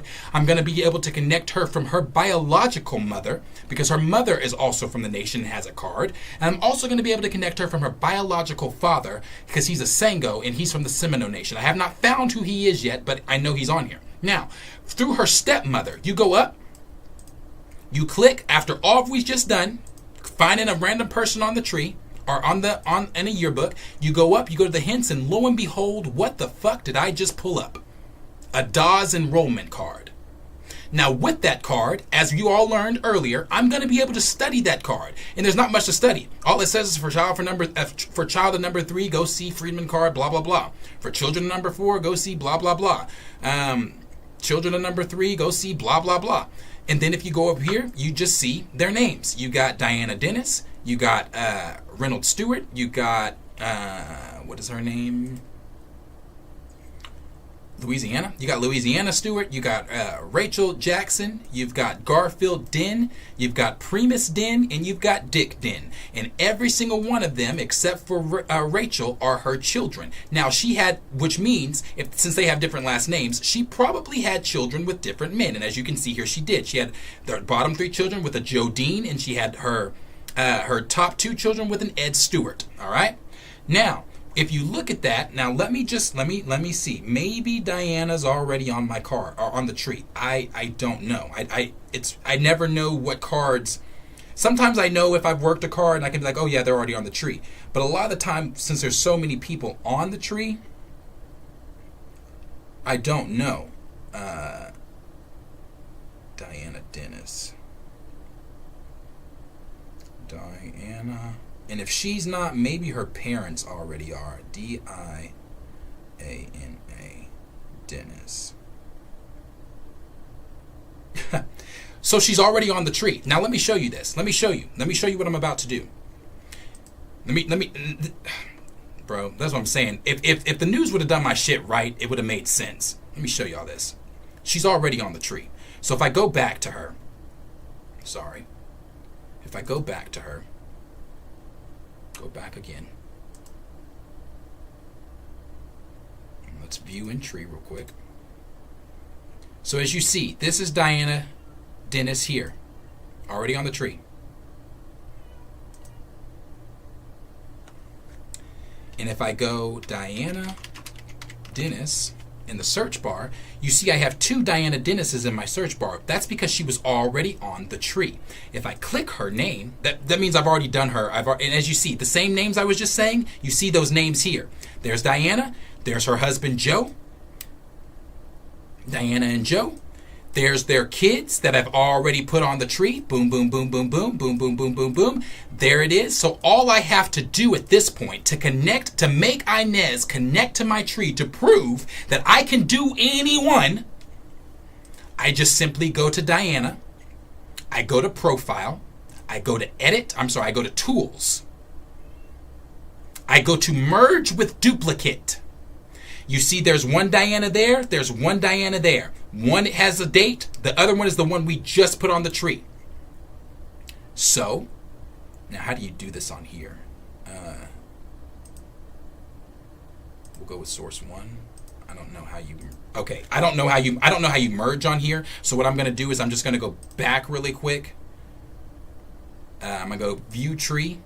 And I'll show you, I'll do it from here. So I'm going to take this Diana Dennis. I'm going to take on the phone here. I'm going to merge her with this Diana Dennis, and I'm going to merge the 2, right? So as soon as I merge those 2, let's refresh so you can see what I just did. As soon as I merge those 2, it puts Diana Dennis in, it merged the 2. So now, as you can see, since I already had 2 Dianas and I had Rosetta, it now gave me 2 Rosettas. So then what I'm going to do is I'm going to go down to Rosetta.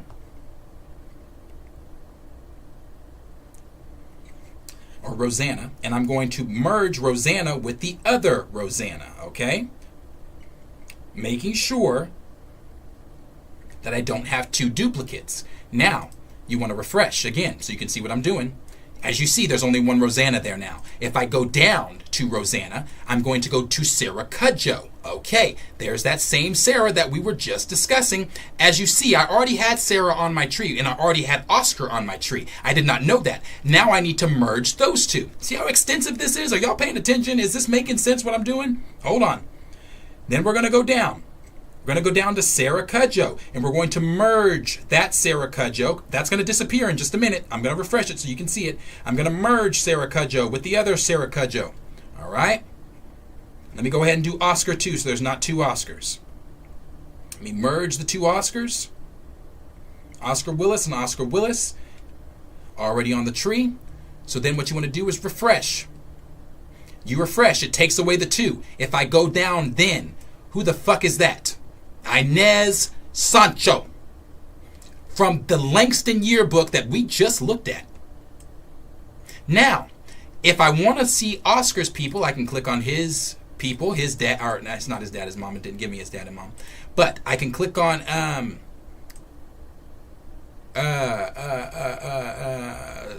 Sarah there, and I'm gonna have to merge her duplicate siblings. I didn't know I had all these people on here. I have to merge her duplicate siblings with her other siblings, but anyway, it just goes to show you, don't ever think that I don't know what the fuck I'm talking about or that I don't know what the fuck I'm doing. Darius will never get on a public platform and do anything unless I have first done it in private or studied it myself and know. I am able to connect anyone from Oklahoma if your family originates from Oklahoma. I can put you on this tree. And the last and final example I'm going to give you, and it's not an example that I have to do anything, it's just a picture. It's just a picture. Let me show you this. Now, everybody knows Tulsa, Black Wall Street, the Greenwood District, what happened in the Tulsa Race Massacre. But we all found out, in 2021, 2020, whenever that was, that there were survivors from that, well, not survivors, that the oldest survivors from the Tulsa Race Massacre are still living. And that is, hold on.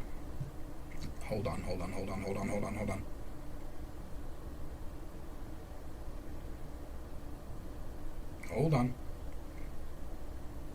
Okay, here we go. Here we go. Here we go. I love this shit. Oh, I love this shit. Okay. So in the Tulsa race massacre, the Tulsa race massacre was a terrible thing.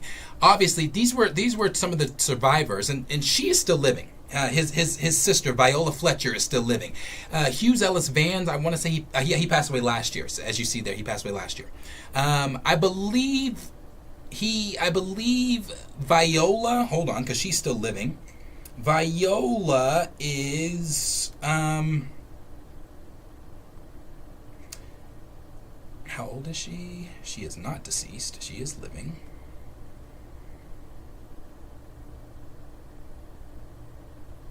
Viola Fletcher today is 109 years old. And Viola is still living. Mind you, Viola Fletcher is still living. She's a survivor of the race massacre. So when I saw that she was a survivor of the race massacre, of course, my ancestry mind was going. I was like, oh my God, if she survived the race massacre, I wonder if I could look up her information and maybe go to Facebook and find some family members of hers. And that's what I did. I had to go to Facebook because the internet didn't give me much. I had to go to Facebook and find family members of her, and look what the fuck I did back then. I connected Viola Fletcher and her brother, who you just saw the picture of. Hold on. Hughes Ellis Van. Whoa, wow. It doesn't matter if you're I'm telling you, I can connect them all.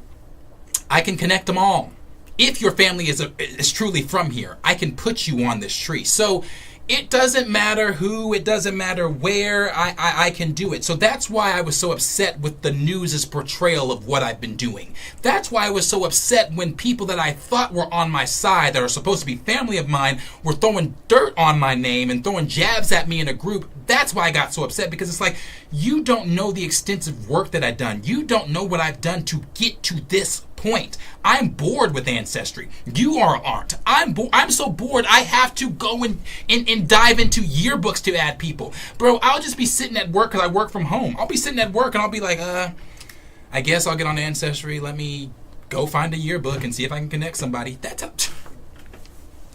Yeah. So don't ever question my work. Don't ever question my work. Don't ever question me just based off of what you saw on a 2-minute segment. But I did, like I said, I'm glad you guys all got to see all this. It's crazy.